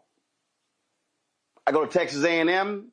I remember one day I came home and my brother said, "Man, what you do?" I said, "What you talking about?" Our answering machine was filled with all these vile messages from Aggies who were mad because of a column that I wrote in the school paper, The Battalion, chastising and lambasting the Texas Aggie band for playing Dixie at halftime. When I interned and worked at the Bryan College Station Eagle, I wrote opinion pieces. Didn't make some folks happy. I remember when I worked at the Houston Defender in 1990, and I wrote an editorial criticizing the United Negro College Fund's campaign commercials, and William Gray, former congressman, my alpha brother. Matter of fact, I think he was in Congress. He was in Congress, but he used to, well, maybe he had the UNCF. I can't remember. Anyway, writes a letter mad with what I wrote. For 10 years, I served as a nationally syndicated columnist for Creator Syndicate. And so I've had pieces run all across the world. So don't think for a second that I'm not used to people taking exception to something that I say or that I write. Today on The Breakfast Club, Charlemagne took exception to a segment we did last week where two panelists said that he provides misinformation. And so he made a whole bunch of comments, some personal attacks. And let me be real clear. I don't give a damn what you say about my weight. I don't give a damn what you say about my neck. I don't give a damn what you say about my hairline. I don't give a damn about none of that. And the reason I don't give a damn about none of that, because none of that shit matters. See, I am speaking to and addressing and confronting larger issues at play that have a profound and significant impact on our community. And see, I'm absolutely unbothered if someone says, "Oh, you're a Democrat shield, and you doing this, that, and the other for the Democrats." No, because see, I'm real clear. I stand up for black people.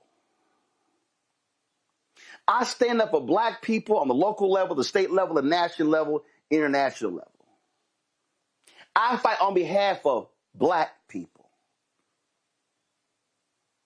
I've worked in black-owned media, not black-targeted media. iHeartRadio owns The Breakfast Club. That's black-targeted. That's not black-owned. So I've worked on black-owned media since 1990. That's 35 years. I'll be 57 on Friday. That's 35 years. See, when I was at CNN, I was with TV One. I was with WVON Radio in Chicago. And then later during the Tom Joyner Morning Show. So when you ride for black people, then you are clear in what your focus, your mission, and your agenda is. And you see, for me, my mission is I stand on truth and facts. Max Robinson, the first black network news anchor, ABC, was dying of AIDS. In 1988, he was addressing some Howard University students and alumni. He said to them, never ever lose your integrity or your credibility, because in the end, that's all you've got. Chris Metzler, God rest his soul. Chris was a black Republican, black conservative. And Chris and I used to always laugh and talk because a lot of these Republicans, well, man, Chris, I see you go on Roland's show, and I don't understand. When you go on Roland's show, he don't yell at you. He don't interrupt you. Chris said, because I don't lie like y'all. He said, you fools come on Roland's show lying, and I ain't stupid. He said, if I come on Roland's show and I start lying, he gonna jack me up too. Why? Because I operate in facts. I believe that what our people, that is our people, meaning really all people, what our people need are relevant, factual, credible sources of information that they can trust explicitly. In fact, that's interesting. I was going through a few text messages.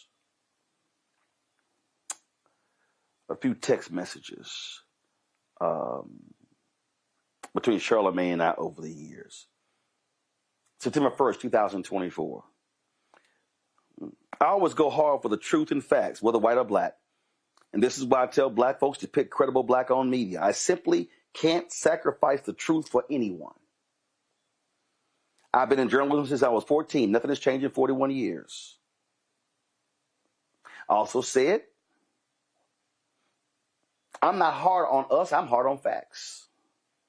And what I don't like is when people spew things that are not factual, and then others take it to believe it is true. That has been the case for my entire career. I also said, I don't argue online. As a journalist, I provide facts. You see, we all can have opinions. But even when the context of a debate and one is offering their opinion, it needs to be a factual opinion. It needs to be one that's rooted in truth. Because the general public does not necessarily distinguish between who's a journalist and who's not. Who's a journalist and who's a DJ. Who's a journalist, who's a shock jock. Who's a journalist and who's a radio host. Who's a journalist, who's a podcaster. Who's a journalist and who has a digital show. Because see, the public just sees all media. But there are clear distinctions in terms of our roles and responsibilities. And I thought about that when I saw, because I landed in Bermuda, and all these text messages and whatever, and people hit me up, said, oh, did you see it? No, I didn't. I was literally in the air. And then as folks would hit me up, and I got phone calls from people, and I was quite amused by it all, because it's not like it's new to anyone where I stand on facts. In fact, as I was thinking about it, and people were like, man, you should say this, you should respond this, you should respond this, you should respond this. I said, and I thought about it, no, I'm not going to do any of that. Then there were people who were like, oh, he should come on your show. You should go on his show. I thought about, because all back and forth, and, there was stuff. Oh, he begs to come on the Breakfast Club, which is not true. Sent 2 texts this year, one last year, one 2023. And when I go to New York, I actually text about 10 people, 10 shows. So it could be the Breakfast Club, it could be Ebro, it could be Sway, it could be John Fusel Gang, it could be people at SiriusXM. So let's just be real clear, y'all. I do media all over. I don't beg anybody's show to come on. I was on Ricky Smiley's show and Dee Dee's show last week. So ain't no begging. I literally tell people, hey, I'm coming to town. So there you go. Just like people do the same thing to me. So as I was sitting here watching people say what should happen and y'all should do this and that, I actually thought about this very issue of when I went on the Breakfast Club 3 years ago. Listen. Look, I got Republicans who don't want to come on my show because I don't let them lie. And so and that's why I get upset when I watch a lot of these shows and folks lie. So, for instance, when sorry-ass Bill Maher allowed that woman the other day to lie on Kamala Harris, and then he didn't correct her when she talked about, sent all these men and women to prison for weed, Breakfast Club, too. Breakfast Club. And then Bill Maher sitting there with his pothead self, don't say a word. I don't let folk lie, because when someone lies, if they're listening to this show and a lie is told and you say nothing, for me, the public goes, well, Angela and Envy and Charlamagne didn't say that, so what they said must have been true. No. Because Van Jones was on the panel. He didn't say nothing. Well, no. What he did was, he didn't correct him. And I was like, Van should have said, wait a minute. What you just said is a flat-out lie. You don't let lies stand. And so that's why, and I'll tell him, I'll let you finish, but what you're not going to do is sit here and lie. I just sit there and just nod and let you continue. Because the public needs to have enough faith in us that we have enough information. And the moment you lie, we say, wait a minute, stop. That's not true. Or you got to prove that. You're not just going to throw something out there. And so that's why this microphone cameras are important, because we have to have so much trust in it and have care with it that we refuse to let anybody lie in our face, because the audience goes, well, that must be true. So they now run with that lie, and now it's harder to bring it back in as opposed to say, stop. What you just said is simply incorrect. Well, I need you to give us some facts now, because I know people will see this and they'll be like, well, Kamala Harris did lock up a whole bunch of people for weed in California. Well, first of all, I actually brought on a brother who went through the whole record. The number of prosecutions in San Francisco declined from the previous DA when she became DA. 2, they created alternative programs for individuals who had who were arrested for weed. Second of all, the number of people in California went to prison, those numbers went down. So again, when people say, well, just what you said, she locked a whole lot of people up. How many? No, how many? Yeah, they can't know anyone. No. But you just said she locked a lot of people. How many? Oh, I didn't say that. I was quoting what people said. No. You quoted folks who did not have accurate information. So even that's why I asked you. No, here's the deal. So even when we say, some people say, I don't even reference lies. Because what I'm now doing is I'm now weaponizing the lie. Right. So even the corrected, you don't reference it? Huh? Even the corrected, you don't reference it? No. It's not a question of corrected. What I'm not going to do is, some people say she locked up a lot of people. First of all, let's break that statement down. What does it even mean? What's a lot? Okay, if she locked up 5,000, well, how many were locked up before her? Was it 10,000? So 10,000 locked up before her, and then she locked up 5,000. That's a decrease. Correct. So, again, that has to be stated. Second of all, does the Attorney General lock people up?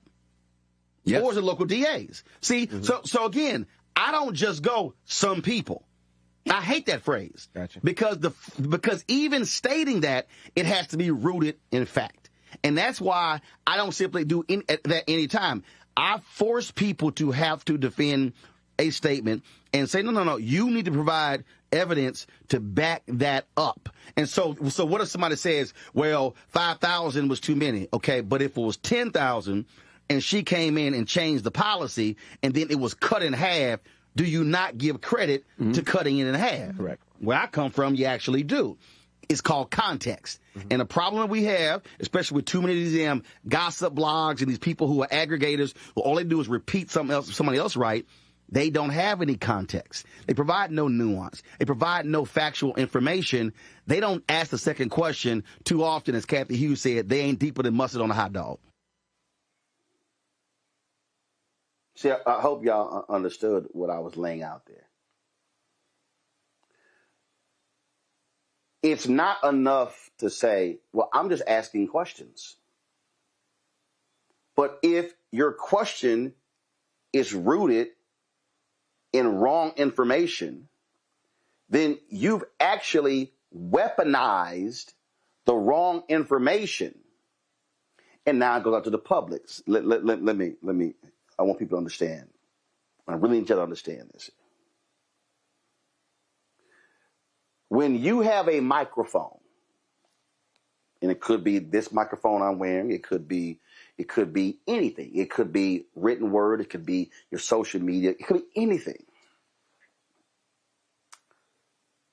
There are people who are going to entrust in you, even if they never even talk to you, that he gonna give me the right information. So if you, because they are thinking, well, wait a minute, you bigger, you more knowledgeable, you know more things than I do, so therefore, I'm trusting that what you are saying to me is correct. So what then happens is, you say something, or a guest says something that's not correct, and then it's not corrected, so therefore the person listening goes, that must be right. So they then take what you just said or heard and go repeat it to somebody else. And they say, well, I heard it on the Breakfast Club. I heard it on Roland Martin Unfiltered. I heard it on Native Land Pod. I heard it on Contraband Camp. I heard it. Y'all see how that happens?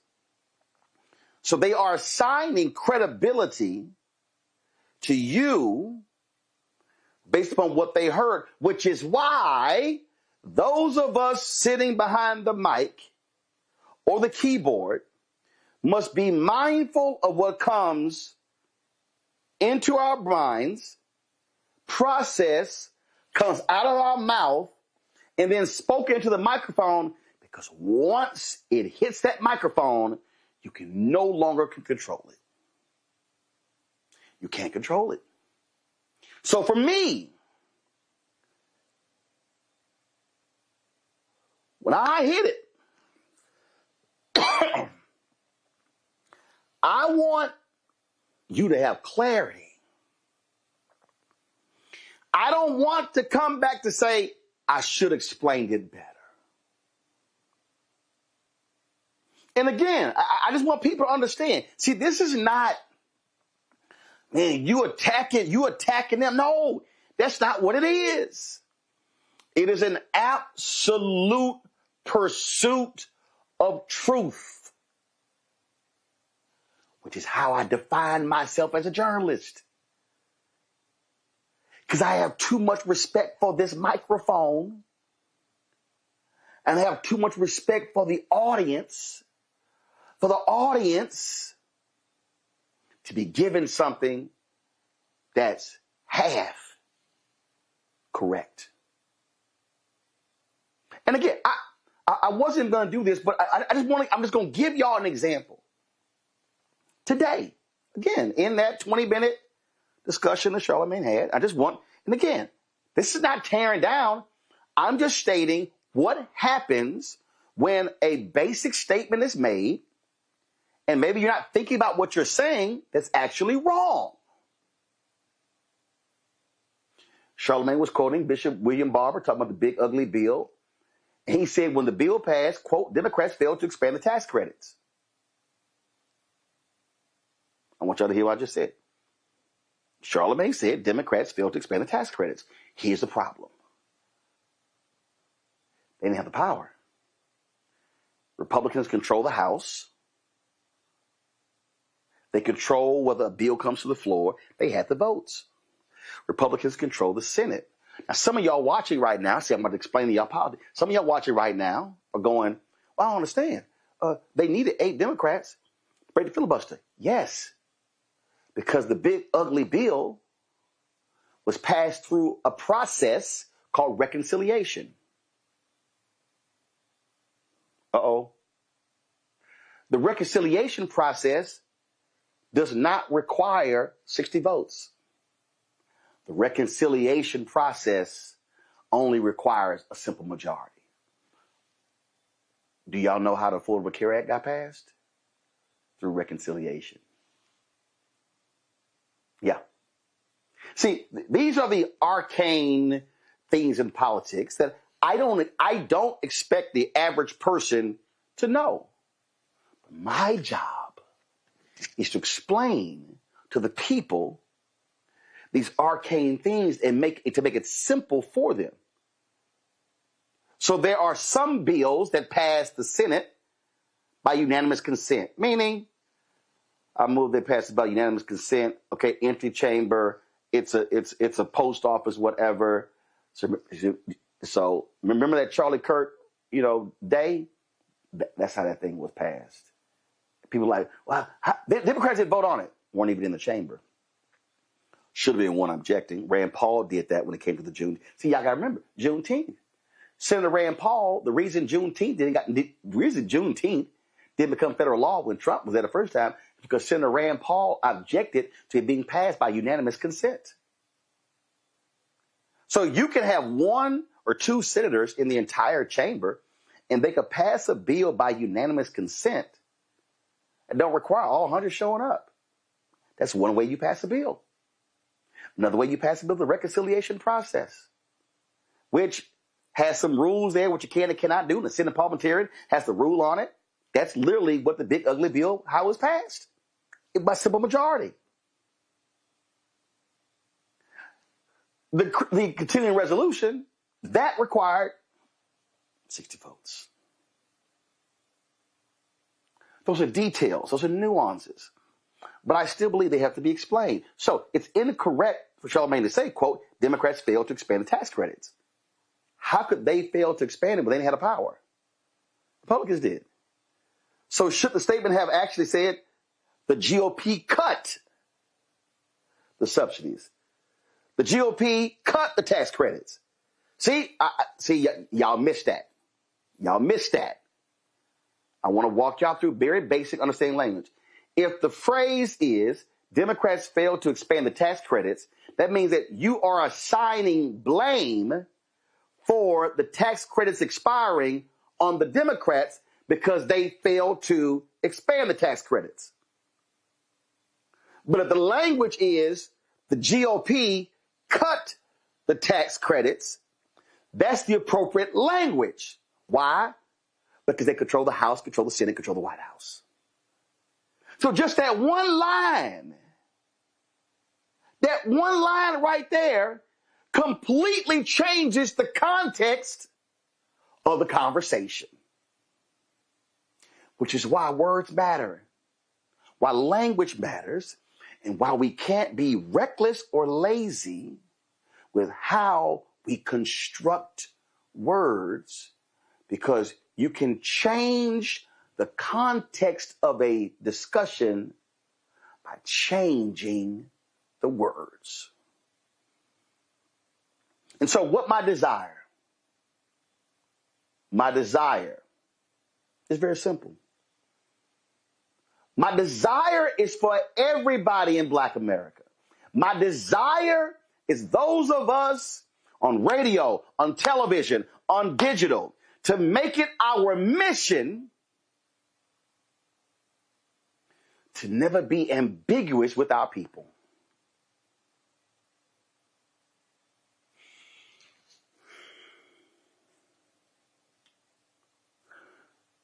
When I was on the Tom Jordan Morning Show, I forgot where it could have been. It could have been. I don't know where it was. And his mother came up to me. I need y'all to hear this. His mother came up to me. And she said, Mr. Martin, it's good to meet you. My baby will not let me drop her off at school until she finishes your segment. I said, really? The young girl was standing right there. I said, really? She says, yes. Her mama said, if we get to school and you not done, she make me go around the block to finish your segment. I said, oh my God, I appreciate that. So on Monday, I go on the air. I said, Tom, man, I met this mother and her 12-year-old daughter. I told the story. Tom said he loved it. Y'all got an email. The email said, Mr. Martin, thanks for the shout out, but I'm 11. I love that. I said the young girl was 12, but she was actually 11. She corrected me on her age. That's called a fact. Now, it's not necessarily consequential in terms of the grand scheme of things, but it's still a fact. But here's why that story is so important, because it ain't about the age. It's about the fact that this young girl, it was 11 years old, is in the car with her mama. And this 11-year-old girl was so intently focused on the segment that I had and the people that I was interviewing, that this young girl would not get out of the car until I was done. Y'all, that 11-year-old girl right now is in her early 20s. That 11-year-old girl who was listening to the Tom Joyner Morning Show segment, that little young girl was learning, was listening. And so I could not be careless with what I was saying. I could not fully explain and provide the context of what I was saying, because I wasn't just talking to her mama. I wasn't just talking to her dad. I was talking to her and more like her. So I will never apologize for being fixated on truth. Because what we must understand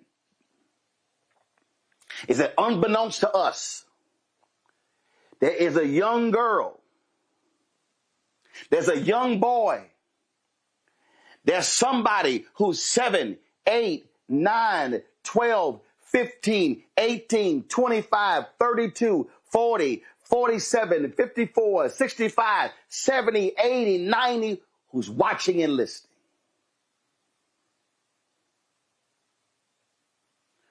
And what we have to say to them and how we say it matters. It's not for the cheap laugh. It's not to mock. But when you understand how precious information is, it was Kathy Hughes who coined the phrase, information is power. But disinformation, misinformation, lack of full information also has negative consequences. So the challenge for all of us should not be getting myself so upset. So I was misinforming. Now, hold on, let me hear what they had to say. Hold on, let me go back and examine what I said.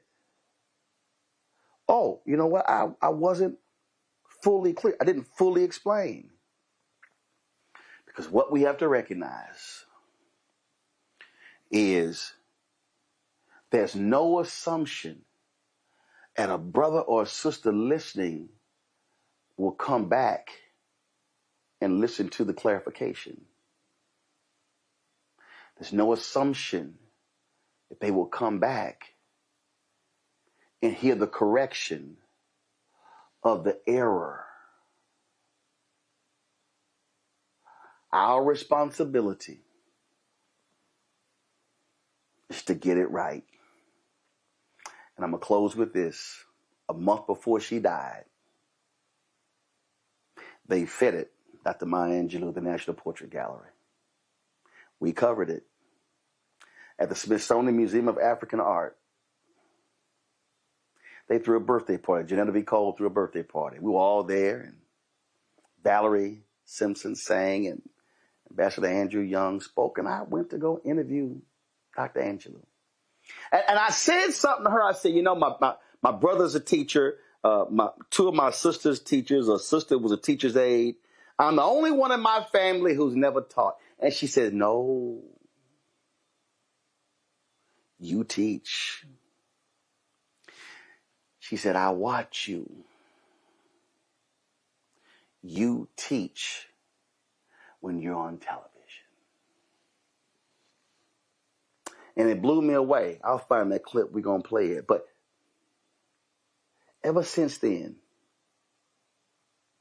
I've been even more vigilant in what I had to say and how I said it and explain it to our people. I love when Joe Madison said, put it where the ghost can get it. Mark Thompson's show is called Make It Plain. Our job is to make this thing so plain and so clear, so crystal clear, that our people understand what's at stake.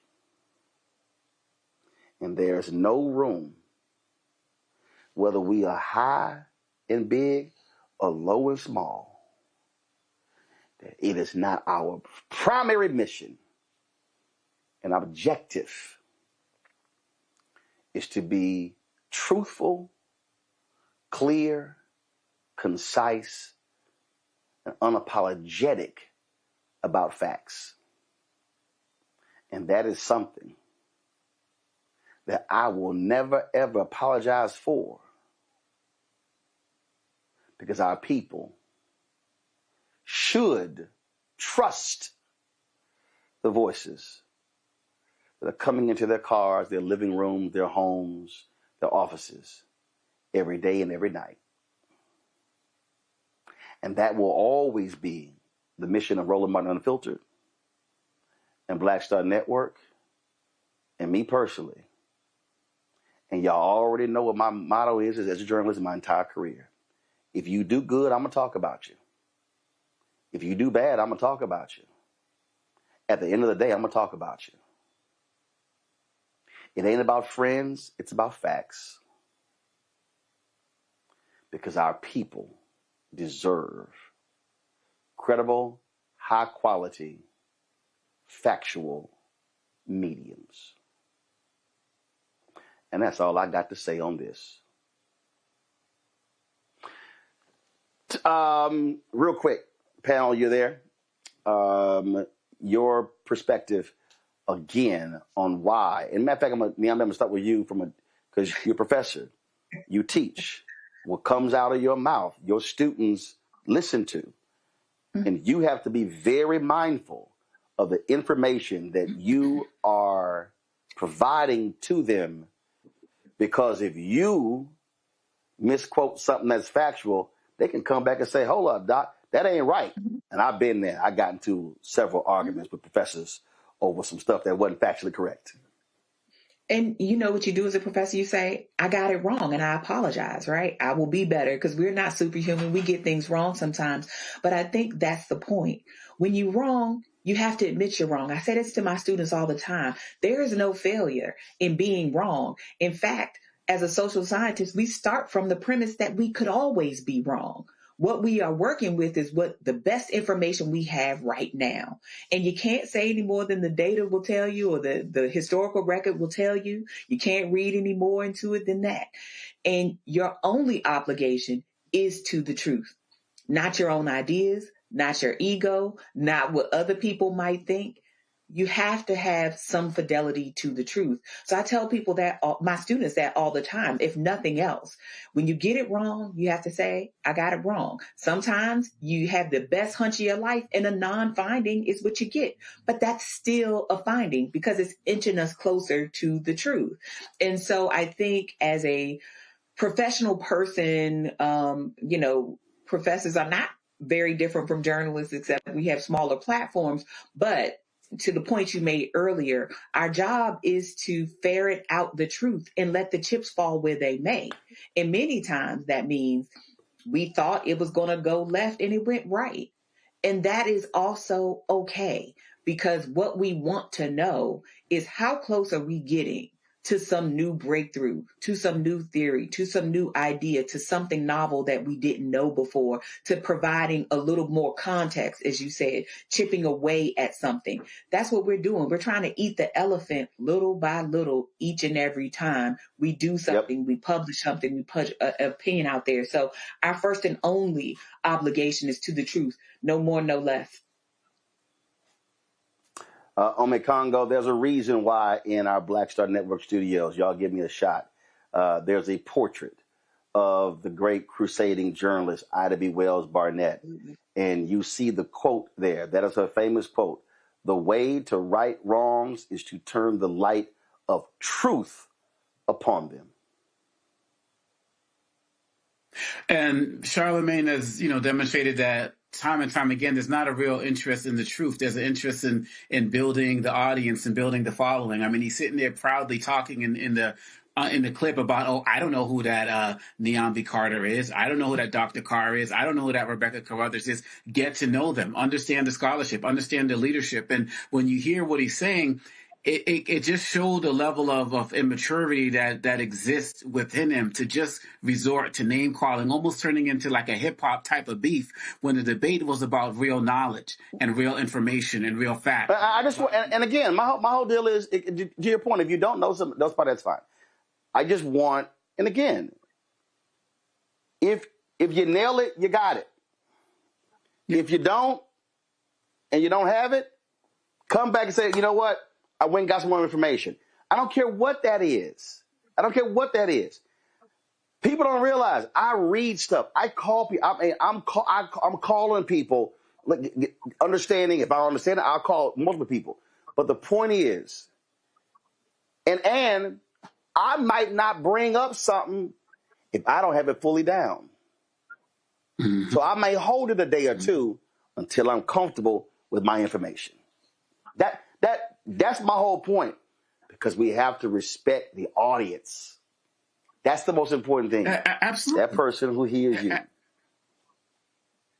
No, absolutely. And he was even corrected by Mehdi Hassan, who pointed at him and said, you are a problem because of the way you spread your information, but he didn't have any type of smoke or words for him. And so we have to be very mindful. As I talk about this Breakfast Club audience, I always ask myself, how many voters are they bringing to the table? What are they doing to move the needle as it relates to Black empowerment? And maybe that's just not the interest at the end of the day. And as the sister said at the end of his segment, that's a takedown. That's a takedown. That was childish. And we need grown-ups right now. We need grown-ups in this movement. We need grown-ups in this space. And we need grown-ups to really check at the door. It was the same thing I see with Stephen A. Smith and some of his takedowns. And what you did tonight, Roland, was you talked about a commitment to the truth. And some people just have a commitment to their pocketbooks. And some people just have a commitment to growing their social media influence. And if that's where you're going to be, fine. But make sure that when you come into other spaces, you actually come with facts and you're willing to be corrected so that people can know that you have some integrity. And here, if I get it wrong, if somebody correct me, boom, you correct. Tyler, you know what? I was in Birmingham, and a young sister came up to me. She presented me with a blanket. And she had our show logos on it, had my picture on it. And she said, my mama homeschooled me. And she said, for the last 3 years, you were my history teacher. My mama made me watch your show every night. See, that's what I'm talking about. I don't know who that sister is. I was blown away by that. But her mama had her watching my show. And if she learned politics, if she learned about news from watching my show, I damn sure better get it right. Absolutely. And I think we have to use our influence responsibly. I always say healthy debate within Black media is definitely necessary, but it has to be rooted in truth, accountability, and as we know here, love for Black people. And I think, both of you represent two powerful generations of Black thought leadership. And we need more spaces where more fearless reporting and more honest and, holding your feet to the fire conversations is being had, because calling out disinformation isn't just fact checking, it's protecting the lives. As you said earlier today on the show, this politics thing, this is life or death. And we have to be mindful of the information that we give out. Every word we speak, every post we share, every conversation that we carry, it carries weight because someone is always listening to us. And I know a lot of people always say, I don't got the biggest voice or the biggest platform, but even if it's your family, your nieces and nephews and your coworkers, the folks you walk past on the street, you are influencing somebody. And so in a world where misinformation is all over the place, we have a duty to be good stewards of the truth. Yeah, I just want people to understand misinformation does not mean that disinformation is when you're being deliberate. Misinformation means you're misinformed. You may have half of the story. You may repeat it, but you left the other half out. So I think people get all sensitive about the idea of misinformation. That's why my whole point is very simple. No one will ever throw out misinformation or disinformation when you speak complete truth. And not Kellyanne Conway's alternative facts. Facts are not alternative. Right. It's either factual or it's not. It's either truthful or it's not. And that has to be the simple and basic standard. Tyler, Niambi, Omekongo, I still appreciate y'all being on today's show. Thank you so very much. Folks, as I said, I am here in Bermuda. The Bermuda Tourism Authority, they, of course, have this PJ tournament. And they invited me out here. I know I love play golf, but I'm going to be doing interviews with people here, talking about, look, this is a Black country. We're going to be having a great conversation, not just talking about golf, but some other things as well. So I can't wait to interface with the people, be sharing some of those stories right here on Roland Martin Unfiltered on the Black Star Network. Folks, I'm going to see you guys tomorrow, but before we go, again, let me thank all of y'all who watch this show. Let me thank all of y'all who comment. We have more than 5,000, probably like 6,000, 7,000 people. Do me a favor, hit that like button on YouTube. But share this with folks so they understand what we're all about. Again, we about every day. If we can inform and enlighten and educate one more brother and sister than yesterday, then we've done our job. So support the work that we do. Join our Bring the Funk fan club.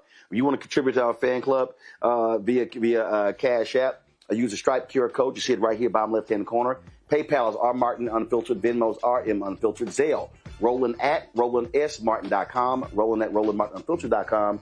Check some money order. Make it payable to Roland Martin Unfiltered. P.O. Box 57196, Washington, D.C. 2003 7-0196.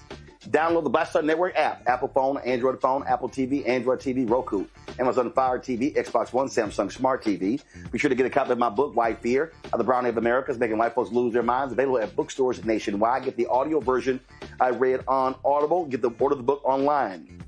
Also, if you want our Roland Martin Unfiltered swag, be sure to go to shopblackstarnetwork.com. T-shirts, mugs, hoodies, wall art, you name it. Shopblackstarnetwork.com. Also, if you want to support the Black-owned businesses that are on there, if you look at all those products that are on my set back in D.C., all those products, folks, right there are Black-owned companies. Hair care, skin care, gym wraps, you name it, backpacks, Black crossword puzzles. Man, we got it all. Go to shopblackstarnetwork.com. And, of course, we want you to support Fanbase. Download the app Fanbase, and if you want to invest, they raised $13.6 million. Folks, they're inching close to that goal of $17 million. Go to startengine.com/fanbase, startengine.com/fanbase. And before I go, I know Matt Manning. Hey, Matt, you see my Aggies handle Missouri this weekend? Son, I told you. Number 3 in the country. I think we could be number 2 in the country in the next poll because Indiana barely got by Penn State. So this for you, Matt. I'll see y'all tomorrow right here, Roland Martin Unfiltered on the Black Star Network. Holla!